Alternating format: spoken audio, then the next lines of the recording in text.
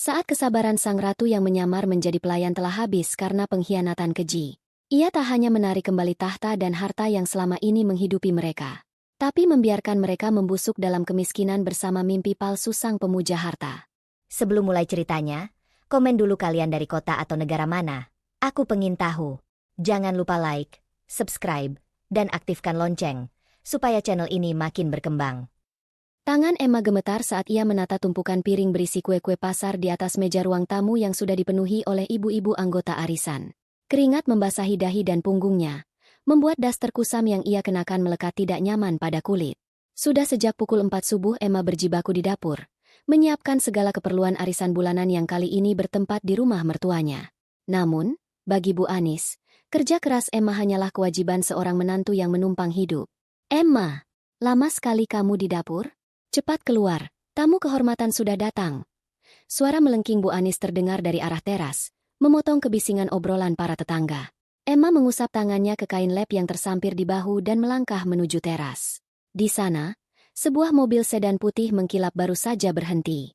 Pintu terbuka, dan turunlah seorang wanita dengan gaun selutut berwarna merah menyala, menjinjing tas bermerek yang logonya sengaja diputar ke arah depan. Itu Septi. Di sampingnya, Fajar, suami Emma, turun dengan senyum lebar yang tidak pernah ia berikan pada Emma selama setahun terakhir. Fajar melangkah mendekat, namun matanya sama sekali tidak melirik Emma yang berdiri di ambang pintu. Ia justru membukakan pintu pagar untuk Septi dengan sikap sangat sopan, seolah wanita itu adalah pualam yang mudah retak. "Aduh, Jeng Septi, akhirnya sampai juga. Cantik sekali, persis seperti yang Fajar ceritakan," sambut Bu Anis dengan nada suara yang dibuat-buat semanis madu. Ia segera memeluk Septi, mengabaikan fakta bahwa Emma adalah menantu sahnya yang berdiri hanya 1 meter di samping mereka. Mbak Lastri, tetangga sebelah yang dikenal sebagai biang gosip, mulai berbisik pada ibu-ibu lain. "Lihat itu, gayanya beda kelas ya sama si Emma. Kabarnya Septi ini anak pengusaha tekstil besar di kota sebelah." Pantas saja Bu Anis semangat sekali. Emma merasakan remasan di dadanya. Ia menatap Fajar, berharap suaminya akan memberikan pembelaan atau setidaknya menyuruhnya masuk agar tidak menjadi tontonan. Namun, Fajar justru menatapnya dengan pandangan merendahkan. "Emma, jangan berdiri saja seperti patung. Ambilkan air minum untuk Septi. Dia haus setelah perjalanan jauh." Perintah Fajar dingin. "Aku sudah siapkan teh di dalam, Mas," jawab Emma pelan. "Jangan hanya teh. Ambilkan air es. Dan ingat, pakai gelas kristal yang disimpan ibu, jangan gelas plastik murah itu," sahut Bu Anis ketus. Matanya memberikan tatapan peringatan agar Emma tidak mempermalukannya di depan tamu berkelas tersebut. Emma masuk ke dapur dengan kepala tertunduk. Di dalam hati, ia bertanya-tanya sampai kapan ia harus menyimpan identitas aslinya. Ia adalah pewaris Arta Group, putri tunggal mendiang sang ayah yang menguasai puluhan aset properti, termasuk rumah yang sekarang ditempati mertuanya. Ia memilih menyembunyikan kekayaannya karena ingin dicintai sebagai Emma yang sederhana, bukan karena angka di rekeningnya. Namun, kesederhanaan itu kini justru menjadi senjatanya untuk disiksa. Saat Emma kembali membawa nampan, suasana di teras semakin ramai. Bu Anis tampak sedang memamerkan Septi kepada para anggota arisan. "Ibu-ibu, perkenalkan, ini Septi. Maksud saya, teman dekat Fajar yang sangat sukses. Ayahnya punya ribuan karyawan. Tidak seperti orang yang hanya tahu cara menghabiskan uang suami," sindir Bu Anis sambil melirik tajam ke arah Emma. Septi tersenyum simpul. Tatapannya menyapu Emma dari ujung kepala hingga kaki dengan pandangan jijik. "Oh, ini yang namanya Emma? Fajar bilang dia punya asisten rumah tangga baru. Ternyata ini ya." Fajar tidak mengoreksi ucapan Septi. Ia malah tertawa kecil, seolah membenarkan bahwa istrinya memang setara dengan pelayan. "Begitulah, Septi. Kadang memang perlu tenaga tambahan untuk mengurus rumah sebesar ini." Luka di hati Emma semakin menganga. Suaminya sendiri menganggapnya asisten rumah tangga demi menjaga gengsi di depan wanita lain. Namun, penghinaan yang sebenarnya baru saja dimulai. Bu Anis tiba-tiba berdiri. "Jeng Septi pasti capek. Kakinya pasti pegal karena pakai sepatu mahal ini seharian. Bagaimana kalau kita lakukan tradisi penyambutan tamu agung di keluarga kami?" Mbak Lastri menimpali dengan nada memprovokasi. "Wah, tradisi apa itu Bu Anis? Apa Emma yang akan melakukannya?" "Tentu saja," jawab Bu Anis mantap. Ia menoleh pada Emma dengan wajah yang mengeras. "Emma, ambil baskom. Isi dengan air hangat dan bunga mawar. Basuh kaki Septi di sini, di depan ibu dan tamu-tamu lainnya. Ini sebagai bentuk hormat kita pada orang yang kedudukannya lebih tinggi. Emma terpaku. Ibu, ini sudah keterlaluan. Aku istrimu, Mas. Emma beralih menatap Fajar, memohon harga dirinya disisakan sedikit saja. Fajar melangkah mendekat. Suaranya merendah namun penuh tekanan. Jangan membantah ibu, Emma. Septi ini tamu penting. Dia mau menanamkan modal di bisnis yang sedang kubangun. Kamu mau kita selamanya miskin? Lakukan saja. Jangan egois. Anggap saja ini bakti kamu pada suami. Emma mengepalkan tangannya di bawah nampan. Rasa panas menjalar di matanya. Namun ia menolak untuk menangis. Dengan kaki yang terasa berat, ia pergi ke belakang dan menyiapkan baskom sesuai perintah. Seluruh anggota arisan kini berkumpul di teras, membentuk lingkaran, bersiap menonton pertunjukan penghinaan seorang menantu. Septi duduk di kursi rotan dengan kaki yang disilangkan secara angkuh. Emma berlutut di lantai teras yang dingin. Saat tangan Emma menyentuh air hangat dan mulai membasuh kaki Septi, wanita itu tertawa kecil. Pelan-pelan ya, Emma. Kulitku sensitif, tidak kasar seperti tanganmu. Ucap Septi dengan nada mengejek yang sangat jelas. Bu Anis tampak sangat puas. Ia merasa harga dirinya naik berlipat-lipat di mata para tetangga, karena memiliki menantu yang tunduk dan calon menantu baru yang kaya raya. Sementara itu, Fajar berdiri di belakang Septi, sesekali memijat bahu wanita itu, sama sekali tidak peduli pada istrinya yang sedang bersimpuh di lantai melakukan pekerjaan paling hina yang bisa dibayangkan. Di tengah rasa malu yang membakar, Emma merasakan sebuah pergeseran dalam batinnya. Selama ini ia bertahan karena janji pada almarhum ayahnya untuk menjadi istri yang berbakti. Namun saat ini, di bawah kaki Septi yang angkuh dan di bawah tatapan abai suaminya, bakti itu mati. Selesai membasuh kaki Septi, Emma berdiri dengan sisa-sisa martabatnya. Ia menatap Septi, lalu beralih ke Fajar. Sudah selesai, Mas. Apakah ada hal lain yang harus dilakukan, asisten rumah tangga, ini? Tanya Emma dengan suara yang tiba-tiba tenang. Terlalu tenang hingga membuat Fajar sedikit mengernyit. Masuklah. Cuci baskom itu dan jangan keluar lagi kalau tidak dipanggil. Usir Fajar tanpa rasa bersalah sedikit pun. Emma berbalik, berjalan menuju dapur. Di sana, ia meletakkan baskom itu dengan kasar ke dalam bak cuci piring. Tangannya yang masih basah merogoh saku dasternya. Mengambil ponsel tua yang layarnya sudah retak. Ia mencari sebuah kontak yang sudah bertahun-tahun tidak ia hubungi. Nama kontak itu adalah Pak Broto. Dengan napas yang menderu, Emma mengetik sebuah pesan singkat. Pak Broto, besok jam 10 pagi, temui saya di Pasar Lama. Bawa semua dokumen kepemilikan aset rumah ini dan ruko di pusat kota. Saya ingin memeriksa sesuatu. Emma menekan tombol kirim. Keputusannya sudah bulat. Jika mereka ingin hidup seperti raja dan ratu di atas penderitaannya, maka Emma akan menunjukkan siapa pemilik tahta yang sebenarnya. Namun, ia tahu, memulai langkah ini berarti ia harus siap menghadapi badai yang lebih besar dari sekadar basuhan air bunga mawar. Sisa air basuhan kaki Septi masih membekas di jemari Emma, terasa seolah-olah bau parfum murahan wanita itu telah meresap ke dalam pori-porinya. Di dapur yang temaram, Emma menatap layar ponselnya yang retak.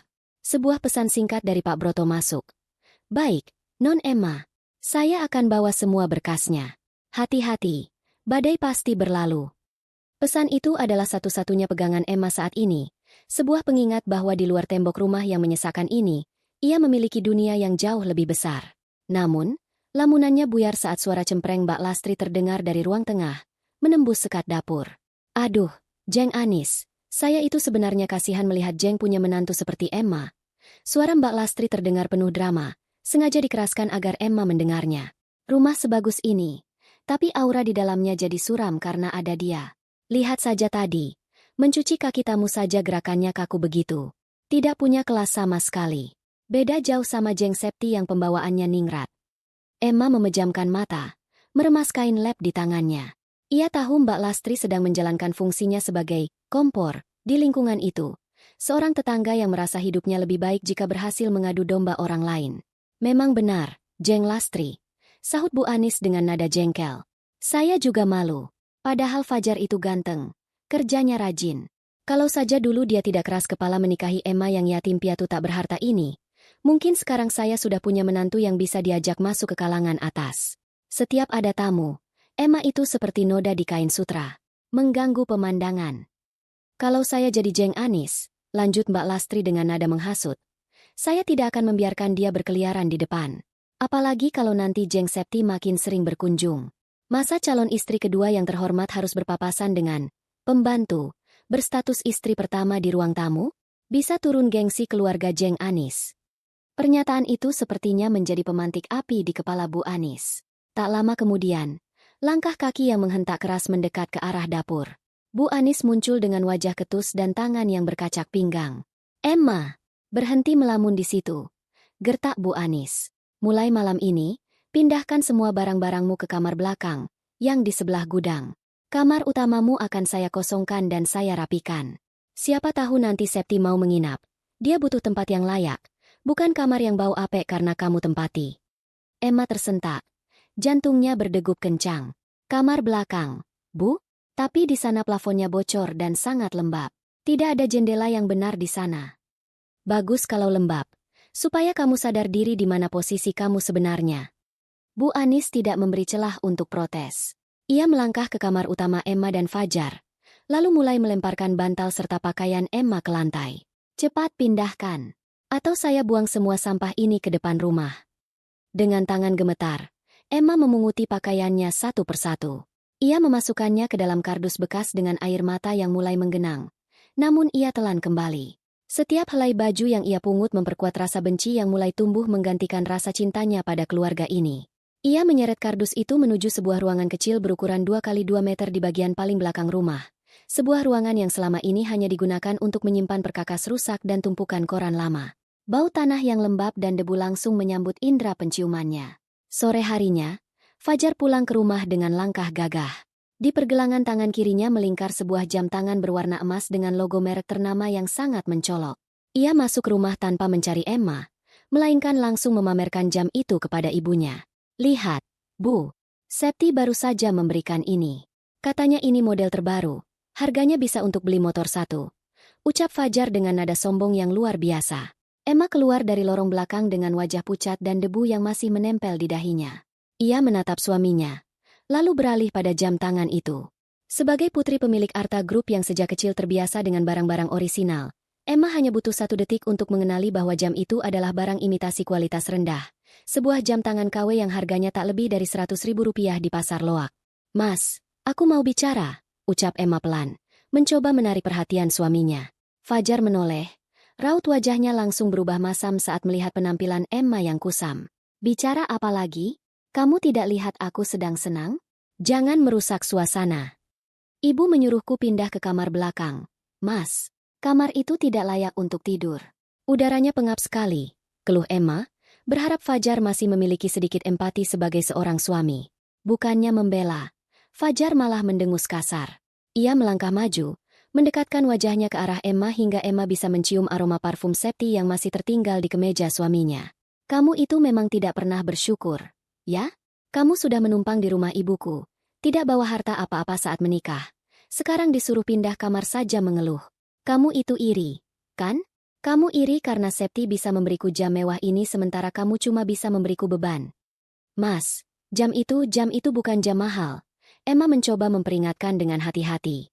"Diam kamu," bentak Fajar.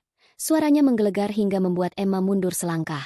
"Jangan menghina pemberian Septi hanya karena kamu miskin dan tidak tahu merek. Kamu itu cuma babu di sini.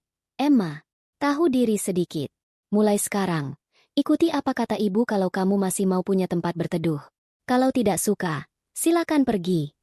Fajar kemudian berpaling, kembali mengagumi jam tangan palsunya bersama Bu Anis yang tertawa puas. Emma berdiri mematung di tengah ruangan, merasakan kehampaan yang luar biasa. Cintanya pada Fajar telah hancur berkeping-keping, tidak menyisakan apapun selain rasa jijik. Malam itu, Emma berbaring di atas kasur tipis di kamar belakang yang gelap. Suara tikus yang berlarian di atas plafon menjadi musik pengiring tidurnya. Di tengah kegelapan, Emma menggenggam ponselnya. Ia mengambil keputusan berisiko. Ia tidak akan menunggu sampai besok pagi untuk sekadar memeriksa dokumen. Dengan sangat pelan, agar tidak menimbulkan suara, Emma menyelinap keluar lewat pintu belakang. Ia menuju ke sebuah kotak besi kecil yang terkubur di bawah pot bunga besar di sudut halaman belakang. Sebuah kotak yang ia simpan sejak hari pertama ia masuk rumah ini. Di dalamnya terdapat kunci cadangan sebuah brankas di kantor lama ayahnya dan sebuah flash disk berisi bukti aliran dana pemeliharaan rumah ini yang semuanya berasal dari rekening pribadinya. Emma kembali ke kamarnya dengan kotak itu di pelukan. Ia tahu, jika Bu Anis atau Fajar menemukannya, mereka akan menuduhnya mencuri. Namun, Emma tidak peduli lagi. Ia memejamkan mata dengan satu pikiran yang tajam. Nikmatilah kemewahan palsu kalian, karena sebentar lagi, bahkan lantai yang kalian pijak pun akan aku tarik dari bawah kaki kalian. Bau amis pasar tradisional dan teriakan para pedagang biasanya menjadi musik latar yang mengganggu bagi Emma. Namun pagi ini, hiruk-pikuk itu terasa seperti pelarian. Setelah semalam suntuk mendekam di kamar belakang yang lembab dan bau tanah, menghirup udara luar, meski bercampur aroma sayuran busuk, terasa jauh lebih baik. Punggungnya terasa kaku karena tidur di atas kasur tipis yang langsung menyentuh lantai semen. Namun Emma tidak punya waktu untuk mengeluh. Bu Anis telah memberinya daftar belanjaan yang panjang untuk menjamu Septi lagi siang nanti, lengkap dengan ancaman bahwa jika masakan Emma tidak enak, ia tidak akan diberi jatah makan malam. Saat Emma sedang menawar harga daging ayam, sebuah tepukan pelan di bahunya membuatnya tersentak. Ia berbalik dan menemukan seorang pria parubaya dengan kemeja safari yang rapi meski sudah mulai memudar warnanya. "Non Emma?" Suara itu berat dan penuh rasa hormat. Emma mengerjapkan mata, menelan ludah yang terasa pahit. "Pak Broto." Pak Broto adalah mantan sopir pribadi mendiang ayahnya. Pria ini bukan sekadar pekerja, melainkan saksi hidup kejayaan Arta Group dan orang yang paling dipercayai ayahnya untuk menjaga Emma. Melihat Pak Broto di tengah pasar dengan kondisi Emma yang kini hanya mengenakan daster lusuh dan sendal jepit yang hampir putus, membuat rasa malu yang luar biasa menghujam dada Emma. "Astaga, Non, kenapa keadaan Non jadi seperti ini?" Mata Pak Broto berkaca-kaca melihat tangan Emma yang kasar dan merah karena terlalu banyak mencuci dan memerah pakaian. Rumah besar di pusat kota itu, mobil-mobil di garasi kantor pusat itu semua milik Non Emma. Kenapa Non justru menyiksa diri di rumah sempit dengan keluarga yang tidak tahu terima kasih itu? Emma menarik Pak Broto ke sudut pasar yang agak sepi, di balik tumpukan kerak telur. "Sih, Pak, jangan keras-keras. Saya hanya ingin hidup tenang. Pak, saya ingin tahu apakah Fajar benar-benar mencintai saya tanpa melihat apa yang saya miliki." Pak Broto menggeleng tegas. Ia mengeluarkan sebuah map coklat dari tas kerjanya. "Non, saya tidak bisa diam lagi. Waktunya sudah hampir habis. Sertifikat rumah yang sekarang ditempati mertua Non itu, yang secara administratif masih di bawah naungan anak perusahaan Arta Group, akan segera jatuh tempo balik nama untuk proses audit tahunan. Jika Non tidak segera menandatangani dokumen pengambil alihan secara personal, rumah itu akan disita oleh kurator perusahaan sebagai aset macet karena Fajar sudah 3 bulan menunggak biaya pemeliharaan lingkungan yang seharusnya dibayar ke kantor pusat." Emma tertegun. Jadi, rumah yang dibanggakan Bu Anis sebagai warisan leluhur, itu sebenarnya berada dalam ancaman penyitaan karena kelalaian Fajar, dan hanya tanda tangan Emma yang bisa menyelamatkannya, atau menghancurkannya. Non harus segera bertindak. Kalau tidak, mereka akan kehilangan tempat tinggal, dan harta Non yang dititipkan di sana bisa ikut terseret masalah hukum, desak Pak Broto. Emma menggenggam pinggiran map itu. Kekuatan besar ada di tangannya. Ia bisa saja menandatangani dokumen itu sekarang, memanggil pihak keamanan perusahaan, dan mengusir Bu Anis serta Fajar saat ini juga. Namun, ada sesuatu yang menahannya. Sebuah sisa harapan yang menyakitkan di sudut hatinya. Ia ingat bagaimana Fajar dulu mengejarnya dengan puisi dan janji untuk melindunginya seumur hidup. Apakah semua itu murni kepalsuan? Ataukah Fajar hanya tersesat karena ambisi? "Tunggu dulu, Pak Broto," ucap Emma pelan namun tajam. "Jangan lakukan apapun sekarang. Biarkan proses audit itu berjalan di belakang layar. Saya ingin melakukan satu ujian terakhir." "Ujian apa lagi, Non?" "Mereka sudah mengusir Non ke kamar belakang." "Saya akan pura-pura jatuh sakit," bisik Emma, matanya berkilat dengan emosi yang sulit diartikan. "Saya ingin melihat, saat saya tidak bisa lagi menjadi babu yang mengurus rumah dan melayani tamu-tamu mereka, apakah Fajar akan memilih untuk merawat istrinya, atau tetap sibuk memuja Septi yang kaya palsu itu. Jika dia memilih Septi saat aku sekarat, maka saat itulah saya akan menarik seluruh aset saya tanpa sisa." Pak Broto menghela napas panjang, tampak tidak setuju namun tidak berdaya melawan keras kepala majikannya. "Baik, Non. Tapi tolong, jangan terlalu lama. Dokumen ini hanya bisa saya tahan selama 2 minggu. Setelah itu, hukum yang akan bicara." Emma kembali ke rumah dengan perasaan yang berkecamuk. Di ruang tamu, Ia melihat Bu Anis sedang sibuk membersihkan pajangan kristal, yang sebenarnya dibeli dengan uang tabungan Emma, sambil terus mengomel. Lama sekali kamu ke pasar. Cepat ke dapur. Septi mau datang jam 1. Dia ingin makan rendang dan ayam pop. Ingat, bumbunya harus meresap. Jangan asal-asalan seperti biasanya. Teriak Bu Anis tanpa menoleh. Emma tidak menjawab. Ia masuk ke dapur, meletakkan belanjaan, dan mulai merasakan denyut di pelipisnya. Kali ini, ia tidak perlu berpura-pura terlalu keras. Kelelahan fisik dan tekanan batin selama berbulan-bulan mulai mengambil alih tubuhnya.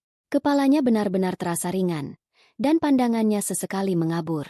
Siang itu, saat aroma masakan mulai memenuhi rumah, Fajar pulang dengan setelan jas yang tampak kekecilan, pemberian Septi yang lain. Ia masuk ke dapur hanya untuk mengambil air es, mengabaikan Emma yang sedang berdiri di depan kompor dengan napas yang memburu. Mas, kepalaku sakit sekali, ucap Emma lirih. Tangannya berpegangan pada pinggiran meja. Boleh aku istirahat sebentar saja? Rendangnya sudah hampir matang, tinggal mengecilkan api. Fajar menoleh, namun bukan rasa khawatir yang terpancar, melainkan kekesalan. Sakit? Kamu itu sakit karena kurang gerak. Emma, makanya jangan manja. Septi sebentar lagi sampai. Kamu mau dia melihat rumah ini berantakan dan masakan belum siap? Malu-maluin saja.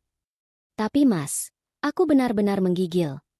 Halah, paling cuma trik supaya tidak melayani Septi, kan? Aku tahu kamu cemburu melihat dia sukses dan cantik.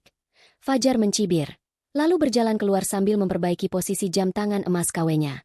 Cepat selesaikan. Jangan sampai aku dengar ibu marah-marah lagi. Emma memejamkan mata. Setetes air mata jatuh ke atas ubin dapur yang kotor. Keputusannya sudah bulat. Ia akan membiarkan dirinya tumbang sore ini. Ia akan membiarkan badai itu datang. Dengan tangan gemetar, ia mematikan kompor. Namun bukannya menyajikan makanan, ia justru berjalan gontai menuju kamar belakangnya yang kumuh dan mengunci pintu dari dalam. Tekanan batinnya kini mencapai titik baru. Ia bukan lagi menunggu cinta Fajar kembali, melainkan sedang menunggu waktu yang tepat untuk menyaksikan kehancuran pria itu. Namun, risiko yang ia ambil sangat besar.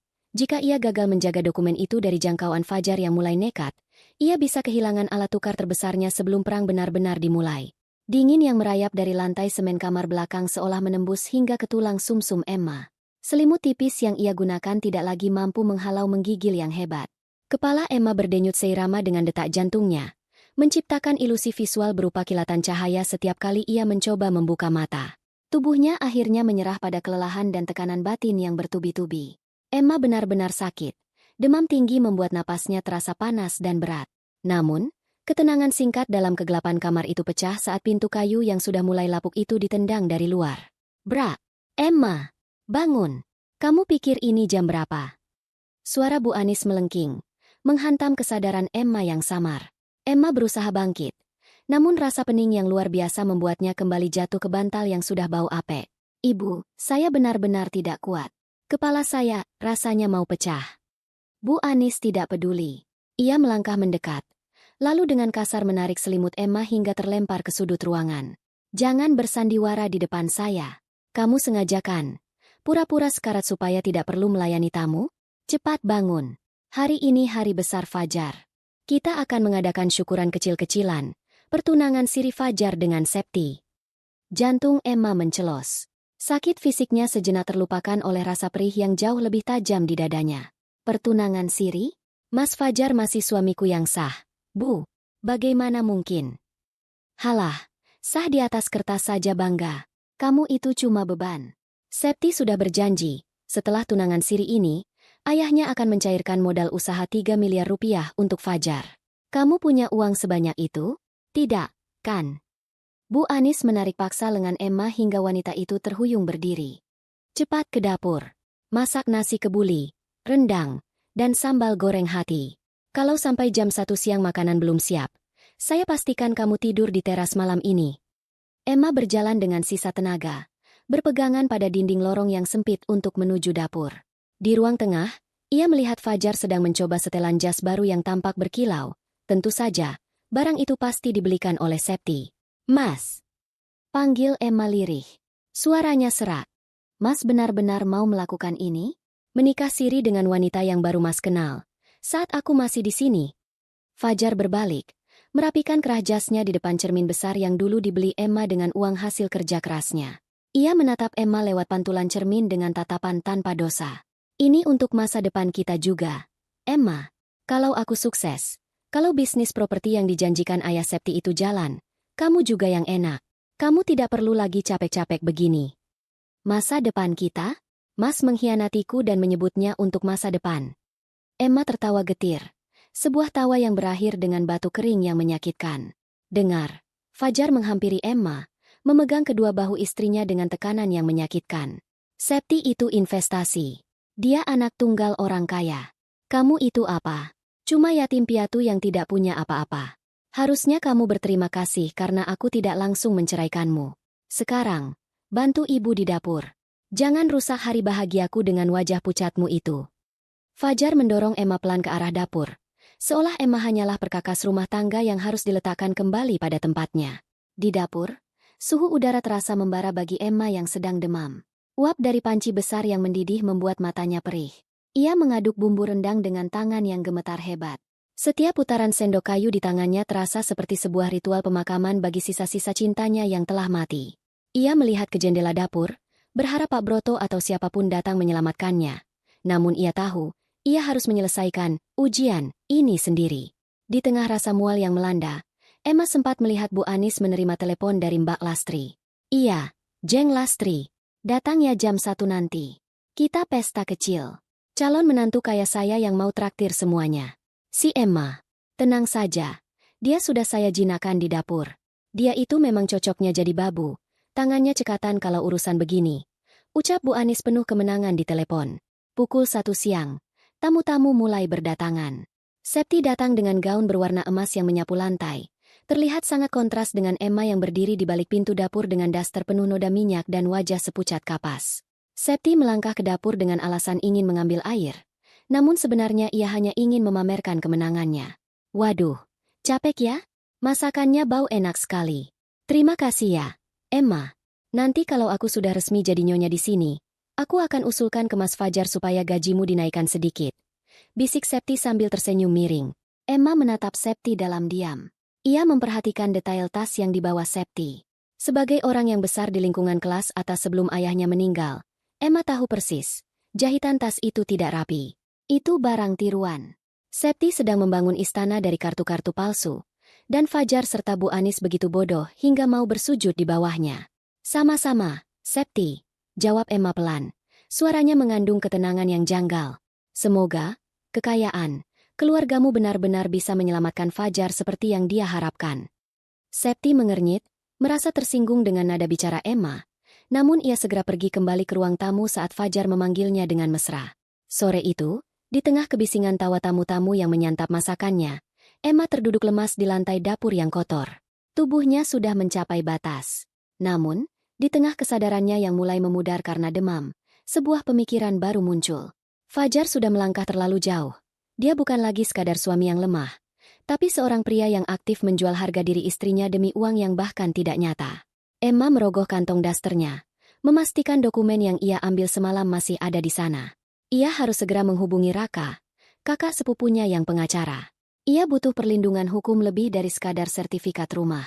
Jika Fajar berani melakukan pertunangan siri di bawah atap yang secara hukum adalah milik Emma, maka Emma harus memastikan bahwa saat ia menendang mereka keluar, tidak akan ada satupun celah hukum bagi mereka untuk menuntut balik. Emma mencoba berdiri, namun dunia di sekelilingnya berputar hebat. Sebelum semuanya menjadi gelap, ia sempat melihat bayangan Fajar di ambang pintu dapur, menatapnya bukan dengan rasa kasihan, melainkan dengan kejengkelan karena Emma pingsan dan mungkin akan merepotkannya di hari bahagianya. Emma jatuh tak sadarkan diri di atas ubin dingin, dengan satu keputusan kecil yang berisiko. Jika ia terbangun nanti, ia tidak akan lagi bersikap sebagai istri yang menguji. Ia akan mulai menjadi pemilik aset yang sedang mengintai mangsanya. Kesadaran Emma kembali bukan melalui aroma obat-obatan atau kenyamanan ranjang rumah sakit, melainkan melalui dinginnya air yang dicipratkan ke wajahnya. Matanya terbuka perlahan, menangkap bayangan samar Bu Anis yang berdiri di atasnya sambil memegang gelas plastik. Emma masih terbaring di ubin dapur yang keras. Rasa pening di kepalanya belum hilang. Justru kini terasa seperti dihujam ribuan jarum. Bangun! Jangan manja jadi orang. Cuma pingsan sebentar saja gayanya seperti mati suri. Bentak Bu Anis, Suaranya parau karena terlalu banyak tertawa dan mengobrol di ruang tamu. Lihat itu di depan. Acara makan-makan sudah selesai. Tapi piring kotor berserakan di mana-mana. Tamu-tamu mulai pulang. Dan Septi tidak mau melihat pemandangan menjijikan itu. Cepat bersihkan. Emma memaksakan tubuhnya untuk duduk. Tulang-tulangnya terasa linu. Dan napasnya masih terasa panas akibat demam yang belum turun. Dengan sisa tenaga yang seolah ditarik paksa dari sumsum tulang, ia merangkak berdiri, berpegangan pada kaki meja dapur. Di luar, suara tawa Fajar dan Septi masih terdengar, merayakan pengkhianatan yang baru saja mereka resmikan di bawah tangan seorang penghulu siri. Cepat, Emma. Malu-maluin saja kalau ada yang lihat kamu lelet begitu. Desak Bu Anis lagi sebelum melenggang pergi kembali ke ruang tengah. Emma melangkah gontai menuju ruang tamu. Di sana, sisa-sisa pesta kecil itu terlihat menyedihkan. Piring-piring kotor dengan sisa lemak rendang bertebaran di atas meja dan lantai. Septi duduk di sofa utama, kakinya yang jenjang disilangkan, sementara Fajar duduk di sampingnya sambil terus membelai tangan wanita itu. Baru saja Emma membungkuk untuk memunguti piring kotor di bawah kaki Septi. Suara deru mesin mobil mewah terdengar berhenti di depan rumah. Bukan suara mobil sewaan yang biasa dibawa Septi, melainkan suara mesin yang halus dan bertenaga. Seorang pria turun dari mobil itu. Ia mengenakan setelan jas abu-abu gelap yang dijahit sempurna, jam tangan mewah melingkar di pergelangan tangannya. Jam tangan yang aslinya bernilai ratusan juta, jauh melampaui barang imitasi milik Fajar. Pria itu adalah Raka. Dia adalah kakak sepupu Emma sekaligus pengacara utama Arta Group. Sosok yang selama ini menjadi pelindung Emma di dunia bisnis yang keras. Raka melangkah masuk rumah tanpa mengetuk pintu. Matanya yang tajam langsung menyapu ruangan dan terpaku pada satu titik. Emma. Emma yang sedang berlutut di lantai, dengan daster kumal dan wajah pucat, sedang memunguti tulang belulang sisa makanan Septi. Siapa Anda? Ada perlu apa datang ke rumah saya tanpa permisi? Fajar berdiri, mencoba bersikap angkuh meski ia tampak sangat kerdil di depan karisma Raka. Bu Anis segera mendekat. Matanya berbinar melihat penampilan Raka yang sangat kaya. Aduh, selamat siang, Pak.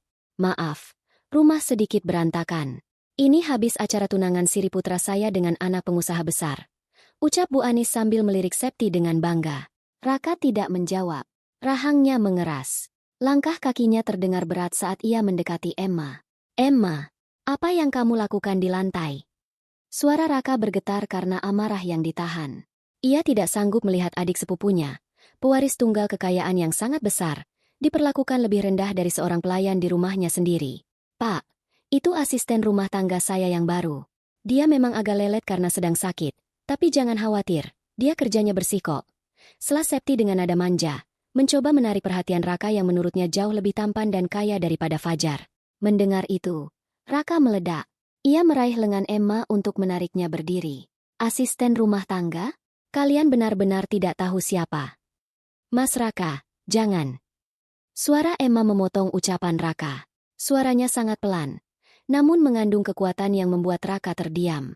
Emma menahan lengan Raka dengan cengkraman yang lemah namun tegas. Raka menatap mata Emma, dan apa yang ia lihat di sana membuatnya merinding.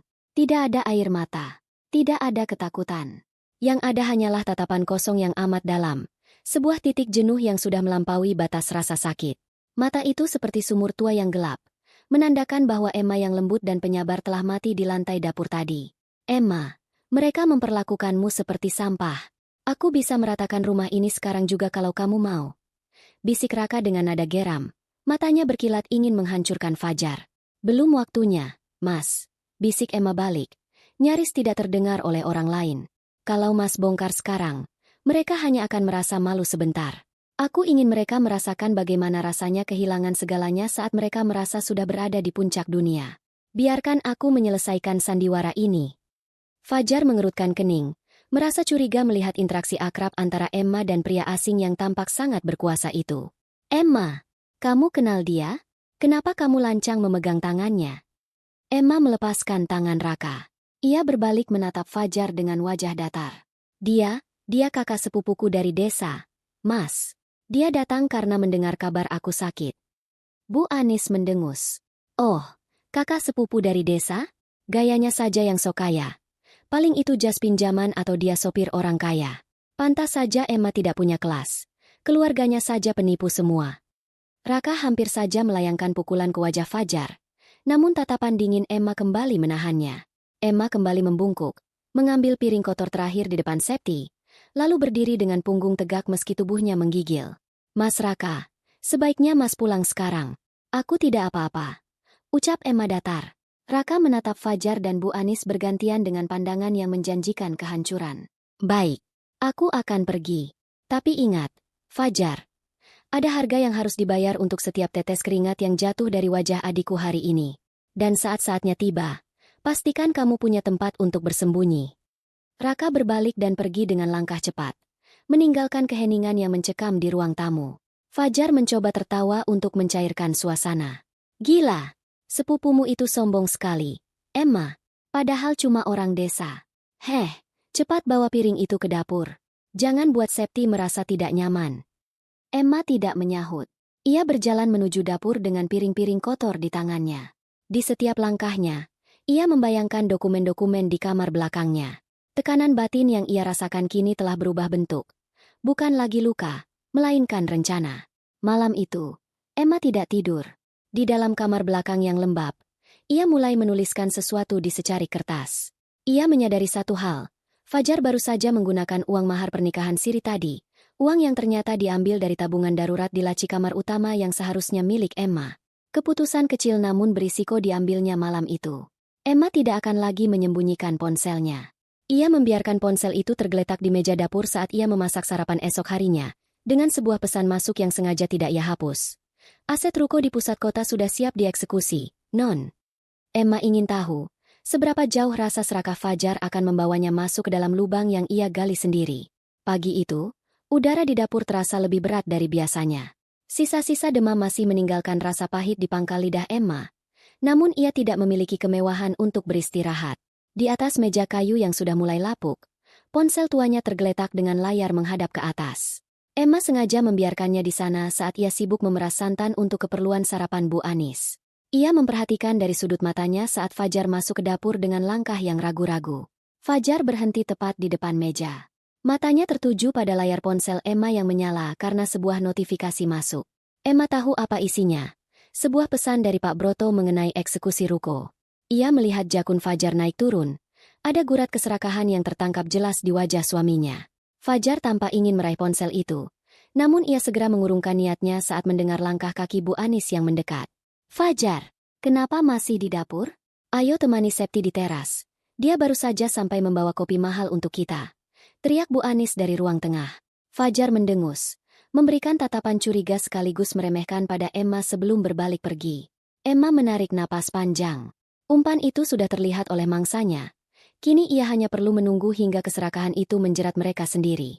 Emma melangkah ke teras untuk membawakan nampan berisi camilan, tepat saat Septi sedang memamerkan segelas kopi latte dalam kemasan elegan. Septi tampak cantik dengan riasan tebal, namun di mata Emma, kecantikan itu terasa seperti topeng murahan.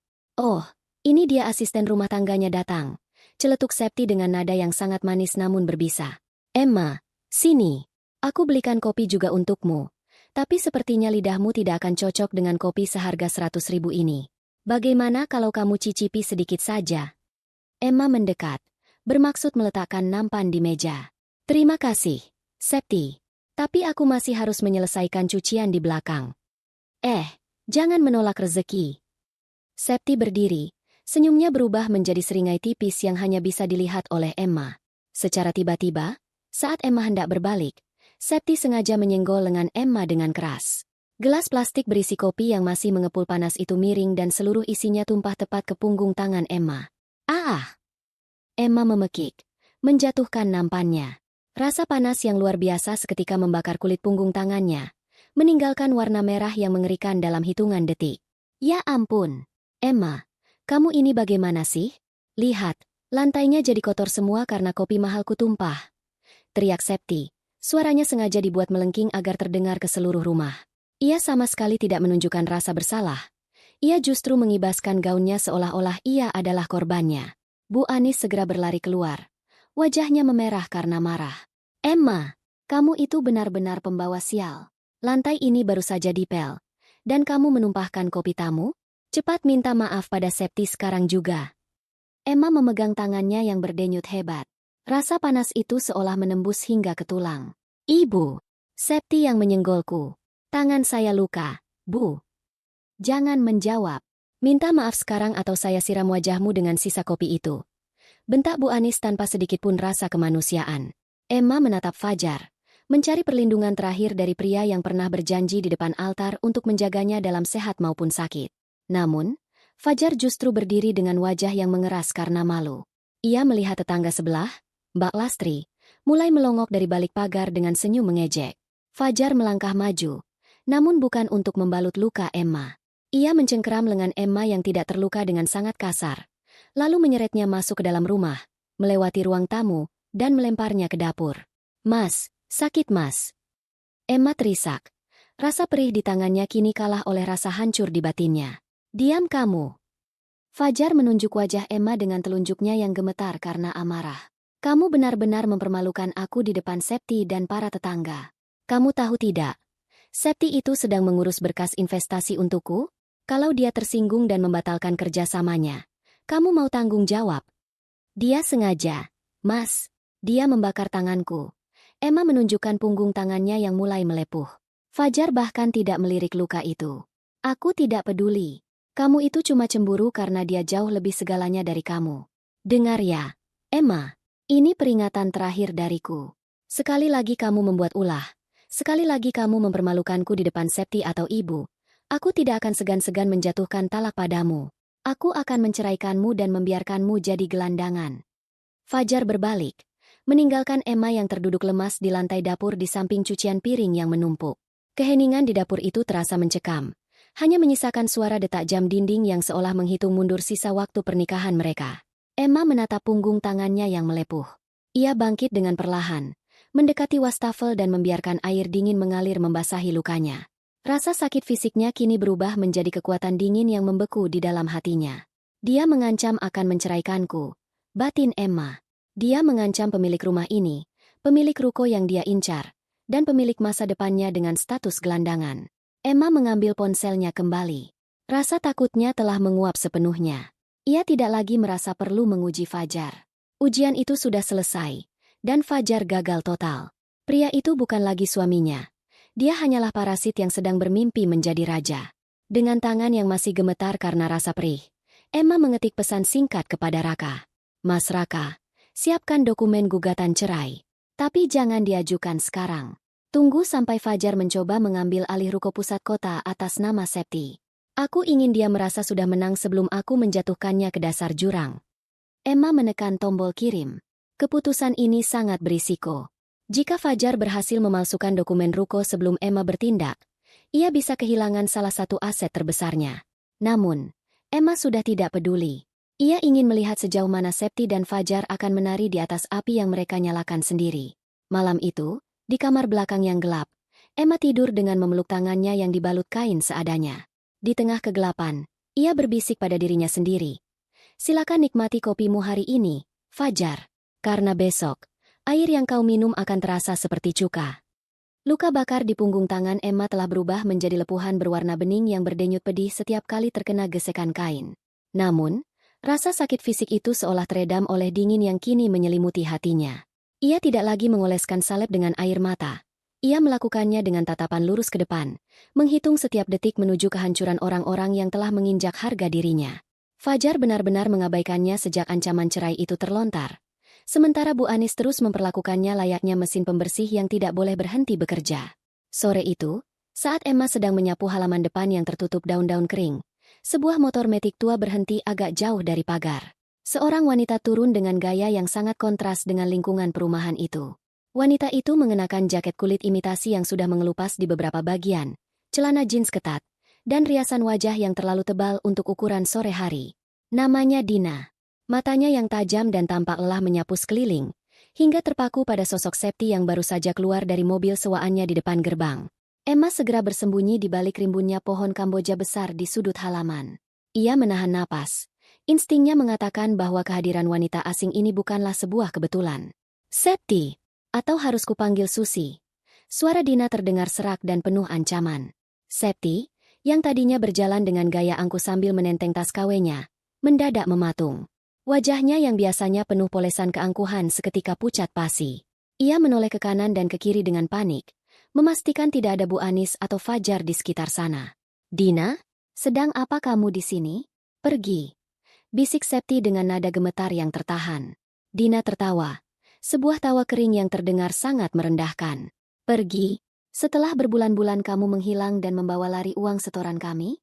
Enak sekali bicaramu. Aku sudah mencarimu kemana-mana. Dan lihat apa yang kutemukan? Kamu sedang bermain peran jadi anak orang kaya di sini. Emma, yang mengintip dari balik dedaunan, merasakan jantungnya berdegup kencang. Ia segera merogoh kantong dasternya dan mengaktifkan fitur perekam suara di ponselnya. Aku akan membayarnya, Din. Tapi tidak sekarang. Beri aku waktu seminggu lagi. Aku sedang menjerat ikan besar di rumah ini, ucap Septi dengan nada memohon. Suaranya sangat berbeda dari suara manis yang biasa ia gunakan untuk merayu Fajar. Ikan besar. Dina mendengus. Matanya melirik rumah yang ditinggali keluarga Fajar. Rumah ini? Kelihatannya biasa saja. Tapi kalau kamu bilang begitu, berarti kamu sudah berhasil menipu mereka, kan? Berapa yang kamu janjikan pada mereka? Investasi fiktif lagi? Seperti yang kamu lakukan pada pemilik klub tempat kita kerja dulu. Diam, Dina. Kalau mereka dengar, habislah aku. Aku janji, setelah aku mendapatkan uang muka untuk modal usaha dari pria bodoh di dalam sana, aku akan melunasi semua utangku padamu. Bahkan lebih. Septi mencengkeram lengan Dina. Matanya menyiratkan keputusasaan yang dalam. Dina melepaskan cengkeraman Septi dengan kasar. Aku tidak peduli pada sandiwara murahmu. Aku butuh uang itu sekarang untuk bayar kontrakan dan cicilan motor. Kalau besok sore aku tidak menerima 10 juta sebagai pembuka, aku akan masuk rumah itu dan menunjukkan foto-fotomu saat masih menjadi pemandu lagu kelas bawah kepada calon mertuamu yang sok ningrat itu. Septi tampak hampir menangis. Sebuah pemandangan yang membuat Emma merasa mual sekaligus puas. Besok sore, aku janji. Tolong, pergi sekarang sebelum Fajar keluar. Setelah Dina pergi dengan deru motornya yang bising, Septi berdiri di depan pagar selama beberapa saat, mencoba mengatur napas dan memperbaiki riasannya yang berantakan karena keringat dingin. Ia tidak menyadari bahwa di balik pohon Kamboja, Emma telah merekam setiap kata yang terucap. Emma keluar dari persembunyiannya setelah Septi masuk ke dalam rumah. Ia berdiri di tengah halaman, menatap pintu rumahnya sendiri dengan perasaan yang campur aduk. Kebenaran kini ada di genggamannya. Septi bukanlah anak konglomerat tekstil. Dia hanyalah seorang penipu pelarian yang mencari mangsa baru, dan mangsa itu adalah suami serta mertuanya sendiri. Logika Emma memerintahkannya untuk segera masuk, memutar rekaman itu di depan Fajar, dan mengakhiri semua penderitaan ini. Ia bisa membayangkan wajah pucat Fajar dan amukan Bu Anis saat menyadari mereka telah tertipu mentah-mentah. Namun, saat tangannya menyentuh gagang pintu, ia teringat kembali pada rasa panas kopi yang membakar kulitnya dan ancaman cerai yang dilontarkan Fajar. Jika aku mengatakannya sekarang, Fajar hanya akan kehilangan egonya. Dia akan mengusir Septi, lalu kembali memintaku menjadi babunya seolah tidak terjadi apa-apa. Batin Emma. Itu terlalu mudah bagi mereka. Emma melepaskan gagang pintu. Sebuah senyum pahit muncul di wajahnya. Ia memilih sebuah jalan yang lebih gelap dan berisiko. Ia akan membiarkan sandiwara Septi berlanjut. Ia akan membiarkan Fajar terus bermimpi tentang investasi miliaran rupiah. Ia akan membiarkan Bu Anis terus memuja Septi setinggi langit. Emma masuk rumah dengan wajah datar seolah tidak terjadi apa-apa. Di ruang tamu, ia melihat Septi sedang duduk di pangkuan Fajar, berpura-pura mengeluh kepalanya pusing karena tekanan mengurus perusahaan ayahnya. Oh, Emma, sini. Panggil Bu Anis yang sedang memijat kaki Septi. Ambilkan teh hangat untuk calon menantuku. Dia sedang stres karena mengurus uang miliaran untuk bisnis suami kamu. Jangan lelet. Emma menatap Fajar yang tampak begitu bangga memeluk Septi. Tentu, Bu. Saya akan buatkan teh paling enak untuk Jeng Septi. Semoga urusan bisnisnya lancar. Ya, biar Mas Fajar segera jadi direktur. Fajar tersenyum lebar, menepuk dada. Dengar itu? Bahkan Emma pun tahu kalau aku sebentar lagi sukses. Makanya, Emma, layani Septi dengan baik. Siapa tahu nanti dia mau memberi kamu sedikit bonus kalau uangnya sudah cair. Emma hanya mengangguk pelan, lalu berjalan menuju dapur. Di dalam hati, ia berbisik, teruslah bermimpi. Fajar, semakin tinggi kau terbang dengan sayap palsu itu, semakin hancur tulang-tulangmu saat aku menarik buminya nanti. Namun, sebuah tekanan batin baru muncul saat Emma menyadari sesuatu. Untuk membiarkan rencana ini berhasil, ia harus merelakan hartanya sendiri sebagai umpan. Ia tahu Septi akan segera meminta dana pendamping atau uang administrasi dari Fajar, dan Fajar pasti akan mencarinya dari sisa aset yang masih ia kuasai, termasuk perhiasan mendiang Ibu Emma yang disimpan di lemari kamar. Emma kini harus membuat pilihan sulit, merelakan perhiasan warisan satu-satunya demi kehancuran total sang pengkhianat, atau menghentikannya sekarang dan kehilangan kesempatan untuk membuat mereka menderita selamanya. Dengan tangan yang masih dibalut kain, Emma membuka laci dapurnya, mengambil sebuah pisau kecil, lalu menggoreskan sedikit ke ujung meja kayu. Satu perhiasan untuk satu kehidupan yang hancur, bisiknya pelan. Adil. Pagi itu, suasana di rumah terasa lebih mencekam daripada biasanya, meski tawa Bu Anis terdengar nyaring di ruang tengah. Emma, yang sedang berlutut menyikat lantai lorong, bisa merasakan denyut di punggung tangannya yang melepuh mulai mereda, namun digantikan oleh rasa sesak yang menghimpit dada. Keputusannya di episode sebelumnya untuk membiarkan sandiwara Septi berlanjut kini mulai memakan tumbal yang paling berharga. Duh, Jeng Septi, jangan sedih begitu dong. Wajah cantik begini masa mendung. Suara Bu Anis terdengar membujuk, penuh nada khawatir yang berlebihan. Emma menghentikan gerakan sikatnya. Ia menajamkan pendengaran dari balik pilar kayu.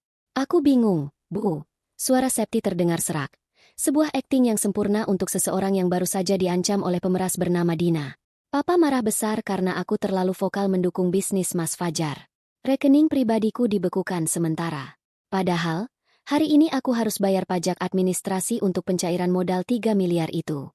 Kalau tidak dibayar sore ini, kuotanya akan dialihkan ke pengusaha lain. Mas Fajar pasti kecewa sekali. Emma memejamkan mata. Ia tahu persis itu adalah taktik penipuan klasik. Namun bagi Bu Anis dan Fajar yang sudah dibutakan oleh iming-iming kekayaan instan, kata-kata Septi adalah perintah suci. Jangan sampai dialihkan. Fajar sudah sangat berharap pada modal itu. Seru Bu Anis panik. Berapa yang dibutuhkan, Jeng? Hanya 30 juta. Bu, kecil sebenarnya bagi Papa. Tapi karena rekeningku dikunci. Septi terisak pelan, membuat Bu Anis semakin kehilangan akal sehatnya. Emma melihat mertuanya itu berdiri dengan terburu-buru dan masuk ke dalam kamar utama. Jantung Emma seolah berhenti berdetak saat menyadari apa yang akan dilakukan wanita itu. Di dalam lemari jati di kamar tersebut, tersembunyi sebuah kotak bludru merah yang disimpan di balik tumpukan kain spray. Itu adalah perhiasan mendiang ibu kandung Emma, satu-satunya harta fisik yang tersisa dari masa lalunya sebelum Arta Group sebesar sekarang. Kalung berlian dengan liontin safir biru yang nilainya jauh melampaui angka 30 juta rupiah. Tak lama kemudian, Bu Anis keluar dengan wajah penuh tekad. Tangannya menggenggam kotak merah itu. Ia membawanya ke arah Septi dengan tangan gemetar karena semangat. Ini, Jeng. Ini emas asli. Ada berliannya juga. Dulu ini punya ibunya Emma yang dititipkan ke saya saat mereka menikah. Tadinya mau saya simpan sebagai simpanan hari tua. Tapi demi masa depan Fajar, ambillah. Gadaikan atau jual saja. Yang penting modal 3 miliar itu cair hari ini. Ucap Bu Anis tanpa rasa malu sedikitpun. Emma mencengkeram sikat lantai di tangannya hingga buku-buku jarinya memutih. Amarah yang membara di ulu hatinya hampir saja meledak. Itu adalah warisan ibunya. Harta yang memiliki nilai sejarah dan cinta, kini diserahkan kepada seorang wanita penghibur yang sedang menyamar jadi sosialita. Hentikan mereka. Emma, teriak batinnya. Tunjukkan identitasmu sekarang, panggil polisi, dan ambil kembali kalung itu. Namun, kakinya seolah terpaku di lantai. Ia melihat Fajar keluar dari kamar mandi, mengenakan handuk di bahu, dan langsung bergabung di sofa. Bukannya melarang ibunya melakukan pencurian aset istrinya, Fajar justru menatap kalung itu dengan mata berbinar-binar. Wah, ibu benar. Ini bisa jadi solusi, Septi, kata Fajar sambil mengusap liontin safir itu. Ia sama sekali tidak menoleh ke arah Emma yang sedang memperhatikannya dari kegelapan lorong. Emma pasti tidak keberatan. Toh, nanti kalau aku sudah jadi direktur, aku akan belikan dia 10 kalung yang lebih bagus dari ini. Ini namanya pengorbanan istri untuk kesuksesan suami. Pengorbanan? Emma merasa mual mendengar kata itu keluar dari mulut pria yang ia cintai. Fajar bukan hanya membiarkannya jadi babu, tapi kini pria itu sudah resmi menjadi pencuri di rumahnya sendiri. Emma memilih untuk tetap diam. Ia menarik napas panjang, membiarkan oksigen yang dingin menenangkan jiwanya yang sedang mengamuk. Ia menonton dengan mata kepala sendiri saat Septi memasukkan kotak merah itu ke dalam tas KW-nya dengan senyum penuh kemenangan yang tersembunyi di balik pura-pura harunya. Terima kasih, Bu Anis. Mas Fajar, kalian baik sekali. Papa pasti akan bangga melihat calon keluarga baruku punya dedikasi tinggi seperti ini, ucap Septi. Setelah Septi pergi membawa harta ibunya, Emma keluar dari bayang-bayang. Ia melanjutkan menyikat lantai tepat di depan kaki Bu Anis dan Fajar. Oh, kamu sudah dengar, kan, Emma? Bu Anis menatap Emma dengan pandangan menghina. Kalung ibumu itu sudah saya pinjamkan untuk modal Fajar. Jangan coba-coba mengeluh atau menangis. Harusnya kamu bangga harta ibumu yang tidak seberapa itu akhirnya berguna untuk kemajuan keluarga kami. Emma berhenti menyikat. Ia mendongak, menatap mata Bu Anis, lalu beralih ke mata Fajar. Tatapannya begitu tenang, begitu datar, hingga membuat Fajar sedikit merasa tidak nyaman. Saya tidak menangis, Bu, jawab Emma pelan. Jika itu memang bisa membuat Mas Fajar sukses, silakan saja. Saya hanya berharap Mas Fajar benar-benar tahu apa yang sedang Mas lakukan sekarang. Fajar mendengus, mencoba menutupi rasa canggungnya. Tentu saja aku tahu.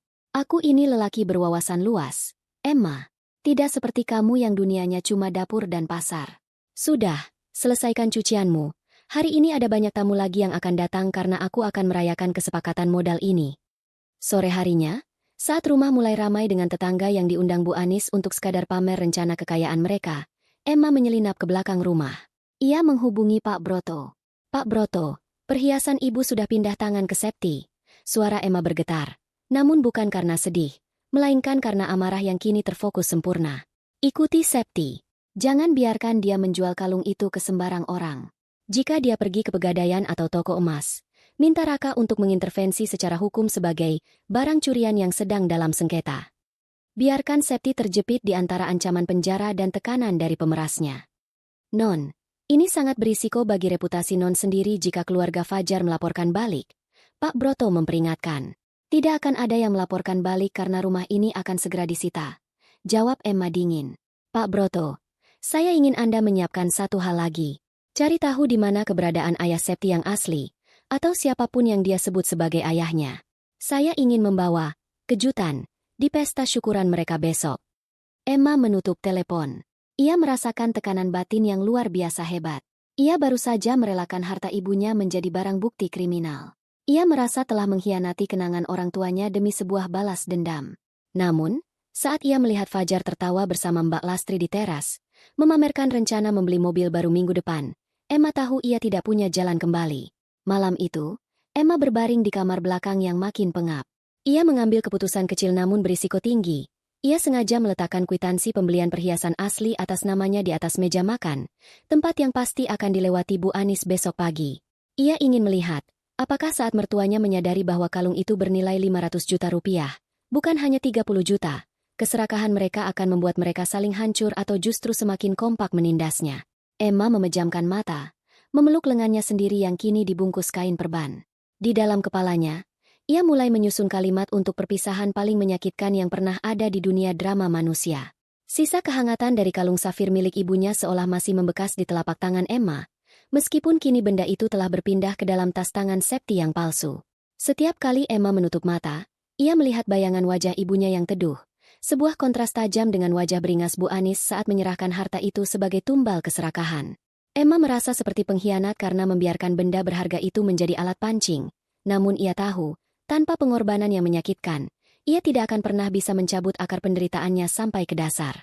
Pagi itu, Fajar pulang jauh lebih awal dari biasanya. Ia tidak datang dengan senyum, melainkan dengan kemarahan yang meluap-luap. Ia membanting tas kerjanya ke atas meja makan hingga vas bunga kristal milik Emma, yang sudah berulang kali diklaim Bu Anis sebagai miliknya, hampir jatuh berderai. Sialan! Mereka pikir siapa mereka berani memecatku? Teriak Fajar. Suaranya menggelegar ke seluruh penjuru rumah. Bu Anis berlari keluar dari kamar dengan wajah panik. Apa? Fajar? Kamu dipecat? Bagaimana bisa? Fajar melonggarkan dasinya dengan kasar. Napasnya memburu. Manajer itu, dia menegurku karena aku menerima telepon dari Septi saat jam rapat. Aku hanya bilang padanya bahwa sebentar lagi aku akan punya perusahaan yang jauh lebih besar dari kantor kecilnya itu. Dan dia malah tersinggung. Dia bilang aku tidak profesional dan langsung memberikan surat pemecatan. Emma, yang sedang menyiapkan teh di dapur, berhenti sejenak. Ia melihat suaminya yang kini berdiri di tengah ruang tamu dengan keangkuhan yang sangat absurd. Fajar baru saja kehilangan satu-satunya sumber penghasilan nyata yang ia miliki. Namun alih-alih merasa takut, pria itu justru tampak bangga. Sudahlah, Bu. Tidak usah dipikirkan. Lanjut Fajar sambil mengibaskan tangan. Kantor itu memang sudah tidak selevel denganku. Lagi pula, Septi bilang ayahnya sudah menyiapkan posisi direktur operasional di anak perusahaan tekstil mereka. Uang pesangonku yang tidak seberapa itu biarkan saja mereka simpan untuk sedekah. Mbak Lastri, yang entah sejak kapan sudah berdiri di ambang pintu karena mendengar keributan, menyambar pembicaraan itu dengan nada memanas-manasi. Wah, Jeng Anis, selamat ya. Memang benar kata Fajar. Kalau mau jadi orang besar harus berani melepas yang kecil. Lihat itu, auranya Fajar sudah aura direktur. Beruntung sekali punya calon istri seperti Jeng Septi. Bu Anis langsung membusungkan dada, kembali merasa di atas angin. Betul itu, Jeng Lastri. Buat apa kerja jadi kacung orang kalau sebentar lagi mau punya perusahaan sendiri? Emma, sini kamu. Lihat suamimu. Dia sudah bukan pegawai biasa lagi. Cepat buatkan makanan spesial untuk merayakan keberaniannya. Emma melangkah keluar dari dapur. Di tangannya, ia menggenggam sebuah amplop coklat kecil yang tampak kusam. Ini adalah tes terakhir yang ia siapkan. Di dalam amplop itu terdapat uang tunai sebesar 5 juta rupiah. Hasil dari sisa gaji terakhirnya sebagai asisten manajer di salah satu anak perusahaan Arta Group sebelum ia memutuskan untuk benar-benar menjadi ibu rumah tangga seutuhnya demi Fajar. Mas. Emma memanggil dengan suara lembut yang ia paksakan. Aku dengar Mas dipecat. Aku tahu posisi direktur itu pasti membanggakan. Tapi itu kan belum resmi cair. Ini, aku ada sedikit tabungan dari uang belanja yang kusisihkan selama setahun ini. Mungkin bisa Mas gunakan untuk cicilan motor atau kebutuhan kita selama Mas menunggu modal dari Septi. Emma menyodorkan amplop itu. Ia ingin melihat, apakah di titik terendah karirnya, Fajar masih memiliki ruang untuk menghargai ketulusan seorang istri. Fajar menatap amplop itu, lalu menatap Emma dengan pandangan yang lebih menghina daripada saat ia menyuruhnya mencuci kaki Septi. Ia merampas amplop itu, membukanya, dan melihat tumpukan uang 50 ribuan yang lusuh di dalamnya. 5 juta. Fajar tertawa meremehkan. Tawa yang terdengar sangat menyakitkan di telinga Emma. Kamu memberikan aku uang receh ini di saat aku sedang bicara tentang modal 3 miliar? Kamu menghina aku, Emma? Bukan begitu, Mas. Aku hanya ingin membantu. Membantu apa? Membantu mempermalukanku. Fajar melangkah maju, mendekatkan wajahnya pada Emma. Uang ini bahkan tidak cukup untuk membeli satu ban mobil mewah yang dijanjikan Septi padaku.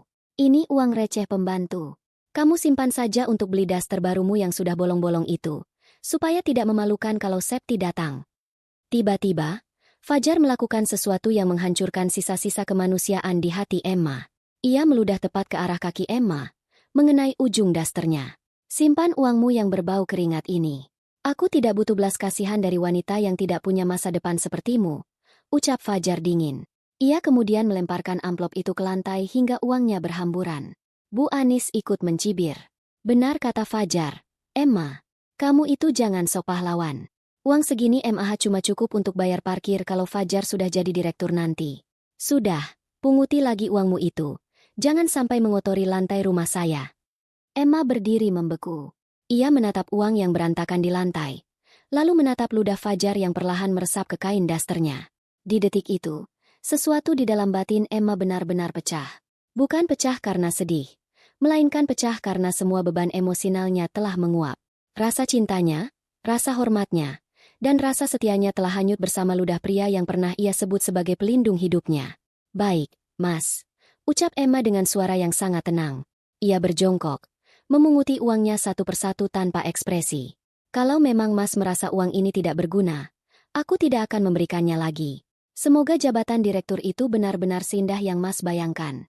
Emma berdiri dan masuk kembali ke kamar belakangnya yang kumuh. Ia menutup pintu dan menguncinya. Di dalam kegelapan, ia mengambil ponselnya dan menelepon Pak Broto. Pak Broto, percepat semua prosesnya.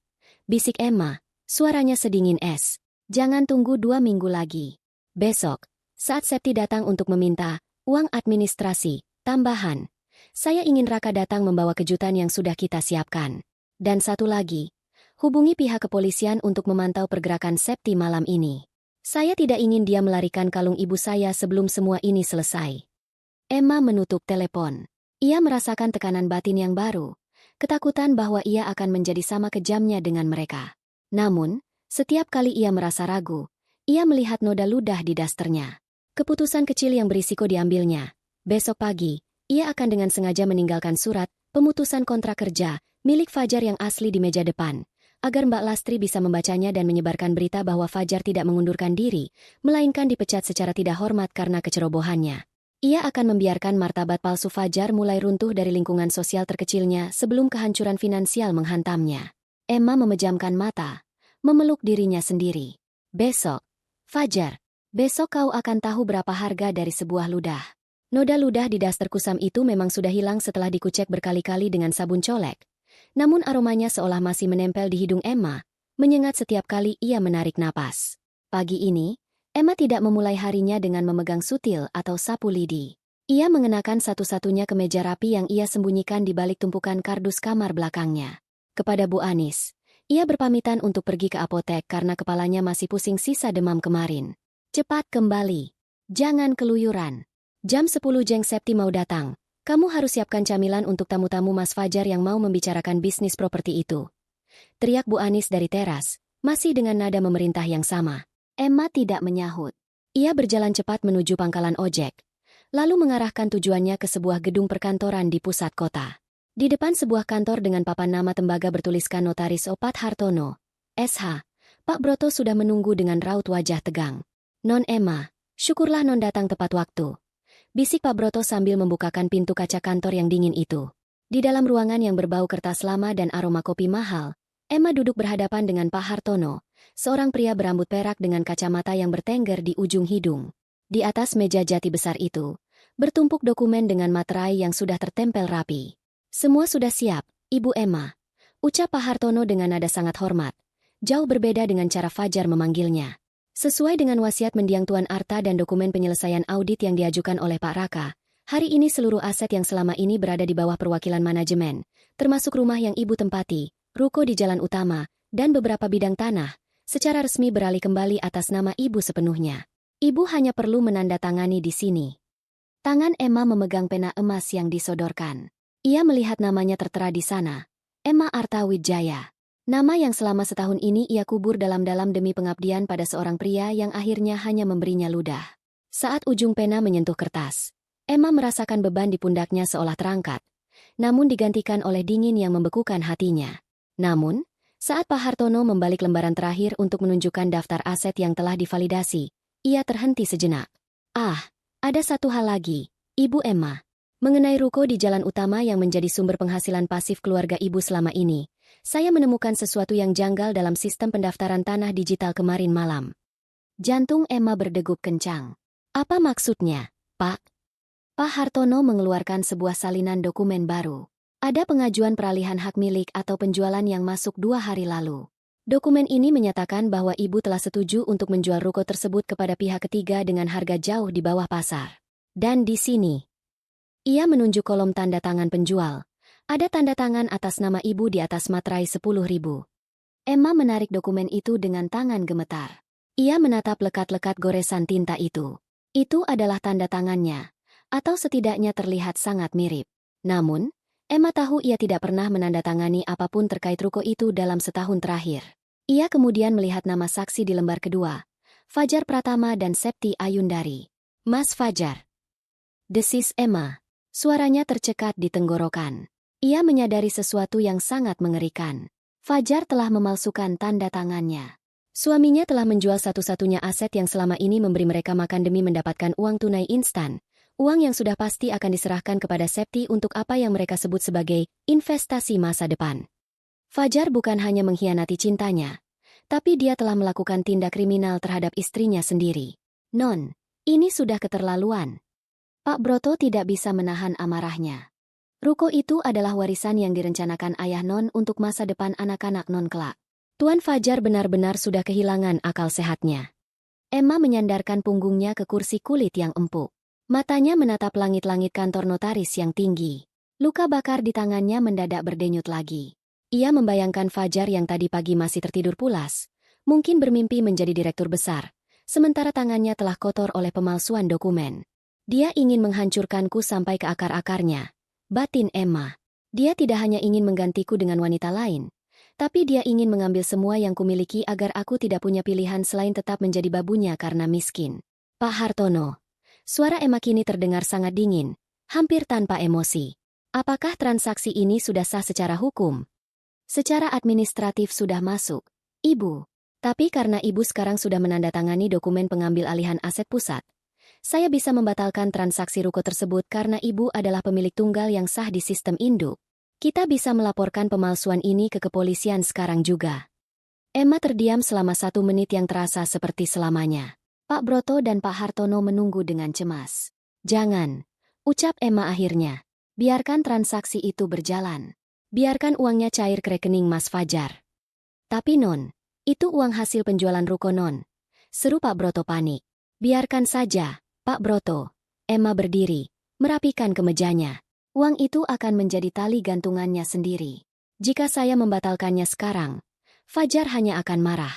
Tapi jika saya membiarkannya menerima uang itu, membiarkannya memberikan uang itu pada Septi, dan kemudian membuktikan di pengadilan bahwa uang itu berasal dari dokumen palsu, dia tidak hanya akan jatuh miskin. Dia akan mendekam di penjara. Emma keluar dari kantor notaris dengan perasaan yang jauh lebih berat. Ia baru saja memutuskan untuk memberikan panggung bagi Fajar untuk menghancurkan dirinya sendiri. Saat ia sampai di rumah, suasana sudah riuh. Ia melihat sebuah mobil baru, sebuah SUV hitam mengkilap, terparkir di depan pagar. Di teras, Fajar dan Bu Anis sedang tertawa bersama Septi dan Mbak Lastri. Mereka sedang memegang kunci mobil dan beberapa lembar uang 100 ribuan. Hah, ini dia si babu baru pulang, teriak Bu Anis saat melihat Emma. Lihat, Emma, berkat relasi Septi, Fajar baru saja dapat pinjaman modal dari ruko itu. Kita sudah beli mobil baru. Kamu jangan harap bisa naik mobil ini kalau tidak mau minta maaf pada Septi soal kejadian kopi kemarin. Fajar menatap Emma dengan senyum kemenangan yang sangat memuakan. Ia menggoyangkan kunci mobil di depan wajah Emma. Lihat ini, Emma. Ini hasil kerja keras lelaki berwawasan. Bukan uang receh 5 juta darimu. Ruko itu akhirnya berguna juga daripada cuma disewakan murah. Emma menatap Fajar lekat-lekat. Ia ingin berteriak bahwa ruko itu miliknya, bahwa tanda tangan itu palsu, dan bahwa mobil itu dibeli dengan uang hasil kejahatan. Namun, ia hanya tersenyum tipis. Selamat, Mas. Semoga mobilnya membawa Mas ke tempat yang memang seharusnya Mas tuju. Ucap Emma tenang. Emma masuk ke rumah, berjalan menuju kamarnya yang lembab. Namun, di tengah jalan, ia sengaja menjatuhkan secari kertas kecil, kartu nama Pak Hartono, sang notaris, di dekat kaki Septi yang sedang asyik memotret mobil baru itu. Keputusan kecil yang berisiko. Emma ingin memancing Septi. Ia ingin tahu apakah Septi akan mengenali nama notaris tersebut dan mulai merasa terancam, atau justru keserakahan wanita itu akan membuatnya makin nekat. Tekanan batin Emma kini berada di puncaknya. Ia harus berpura-pura tenang saat melihat hartanya dirampok di depan mata, sementara di dalam kepalanya, ia sedang menghitung mundur waktu menuju penggerebekan yang akan menghancurkan segalanya. Deru mesin SUV hitam yang terparkir angkuh di depan rumah masih terngiang di telinga Emma, seperti ejekan yang terus-menerus memukul harga dirinya. Fajar dan Bu Anis tidak berhenti memamerkan hasil kerja keras itu kepada setiap tetangga yang lewat, seolah mobil itu adalah piala kemenangan. Mereka tidak tahu bahwa setiap jengkel roda mobil itu berputar. Ia digerakkan oleh tinta palsu dan pengkhianatan terhadap harta warisan yang sakral. Pagi ini, Emma meminta izin untuk pergi ke pasar lebih lama dengan alasan stok rempah untuk pesta syukuran besar besok mulai menipis. Bu Anis, yang sedang sibuk memilih bros emas di ruang tamu bersama Septi, hanya mengibaskan tangan tanpa menoleh. Pergilah. Pastikan rendangnya tidak keras. Kalau sampai memalukan di depan kolega Septi besok, kamu akan tidur di gudang selamanya. Emma melangkah keluar. Namun tujuannya bukan lapak bumbu. Ia berjalan menuju sebuah taman kecil yang agak tersembunyi di sudut kompleks, tempat yang jarang dilalui orang. Di sana, seorang wanita dengan jaket kulit lusuh dan rambut berwarna pirang pudar sedang duduk merokok di bangku kayu. Itu Dina, perempuan yang beberapa hari lalu terlihat mengancam Septi. Dina menoleh saat Emma mendekat. Ia mengembuskan asap rokoknya ke udara dengan tatapan menyelidik. Kamu istrinya si bodoh itu, kan? Emma tidak tersinggung. Ia justru duduk di ujung bangku dengan punggung tegak, memancarkan aura yang jauh berbeda dari sosok babu di rumah Bu Anis. Panggil saja aku Emma. Dan aku tahu kamu punya sesuatu yang bisa mengakhiri sandiwara Septi. Dina tertawa pendek, Suaranya parau. Septi. Nama aslinya Susi. Dia cuma penipu kelas 3 dari kota sebelah yang hobinya ganti-ganti identitas buat nyari pria berduit yang gampang dikibulin. Tapi kali ini dia dapat jackpot. Ya? Sampai bisa punya mobil baru lewat suami kamu. Dina merogoh tas lempangnya dan mengeluarkan sebuah map plastik berisi beberapa lembar foto dan kliping koran lama. Ia menyerahkannya pada Emma dengan gerakan malas. Emma menerima map itu. Matanya menyapu satu persatu foto di dalamnya. Ada foto Septi, atau Susi, dengan rambut pendek hitam sedang berdiri di depan kantor polisi. Ada kliping berita tentang penipuan berkedok investasi catering di sebuah daerah kecil. Dan yang paling mengejutkan adalah foto Septi bersama seorang pria tua yang tampak marah. Pria itu bukanlah Papa, pengusaha tekstil yang diceritakan Septi, melainkan seorang pemilik kontrakan yang ditipunya setahun lalu. Dia bukan anak orang kaya, Dina berbisik. Matanya menatap tajam ke arah Emma. Ayahnya itu cuma tukang jahit keliling di kampung kami yang sudah lama meninggal. Susi itu cuma pinter dandan dan pakai barang KW. Dia lagi butuh uang besar buat bayar utang ke bos kelab di kota saya. Kalau dia nggak bayar minggu depan, dia bakal dihabisi. Makanya dia nekat banget ngeruk harta keluarga kamu. Emma menggenggam foto-foto itu erat-erat. Rasa perih kembali menjalar di dadanya. Bukan karena cemburu, melainkan karena betapa bodohnya Fajar yang rela menukar segalanya demi seorang penipu rendahan.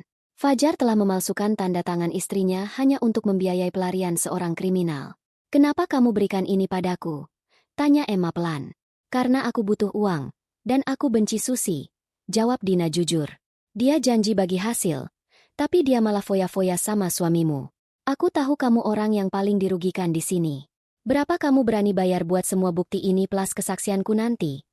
Emma mengeluarkan sebuah amplop tebal dari tas belanjanya. Itu adalah uang tunai yang sudah ia siapkan melalui Pak Broto. "Ini 50 juta. Jauh lebih banyak dari yang dijanjikan Septi padamu." Mata Dina membelalak melihat tumpukan uang itu. Ia segera menyambar amplop tersebut dan menyembunyikannya di balik jaket. "Gila. Kamu ternyata nggak semiskin yang kelihatan di rumah itu. Aku ingin kamu simpan semua bukti itu," perintah Emma dengan suara dingin dan otoriter. "Dan yang paling penting, jangan temui Septi lagi sampai aku yang memintamu." Bu Anis berencana mengadakan pesta pertunangan besar besok malam sebagai perayaan kesuksesan Fajar. "Aku ingin kamu datang ke sana saat tamu-tamu sedang di puncak acara." Dina menyeringai, memperlihatkan giginya yang tidak rapi. "Kamu ingin pertunjukan yang megah, ya? Aku suka gaya kamu. Aku bakal datang pakai baju paling rapi dan bongkar semuanya di depan mertuamu yang sombong itu." Setelah Dina pergi, Emma duduk terdiam di bangku taman. Ia menatap langit yang mulai mendung. Kebenaran kini ada di tangannya, tersusun rapi dalam map plastik yang bisa menghancurkan Septi dalam hitungan detik. Namun, ada satu hal yang terus menghantui pikirannya. Fajar. Setiap kali ia membayangkan momen pengungkapan itu, ia melihat wajah Fajar yang hancur. Meskipun ia membenci pria itu, ada bagian dari dirinya yang masih tidak percaya bahwa pernikahan mereka akan berakhir dengan cara yang begitu kotor. Fajar telah memilih untuk menjadi penjahat demi seorang bayangan. Emma kembali ke rumah dengan langkah yang terasa berat.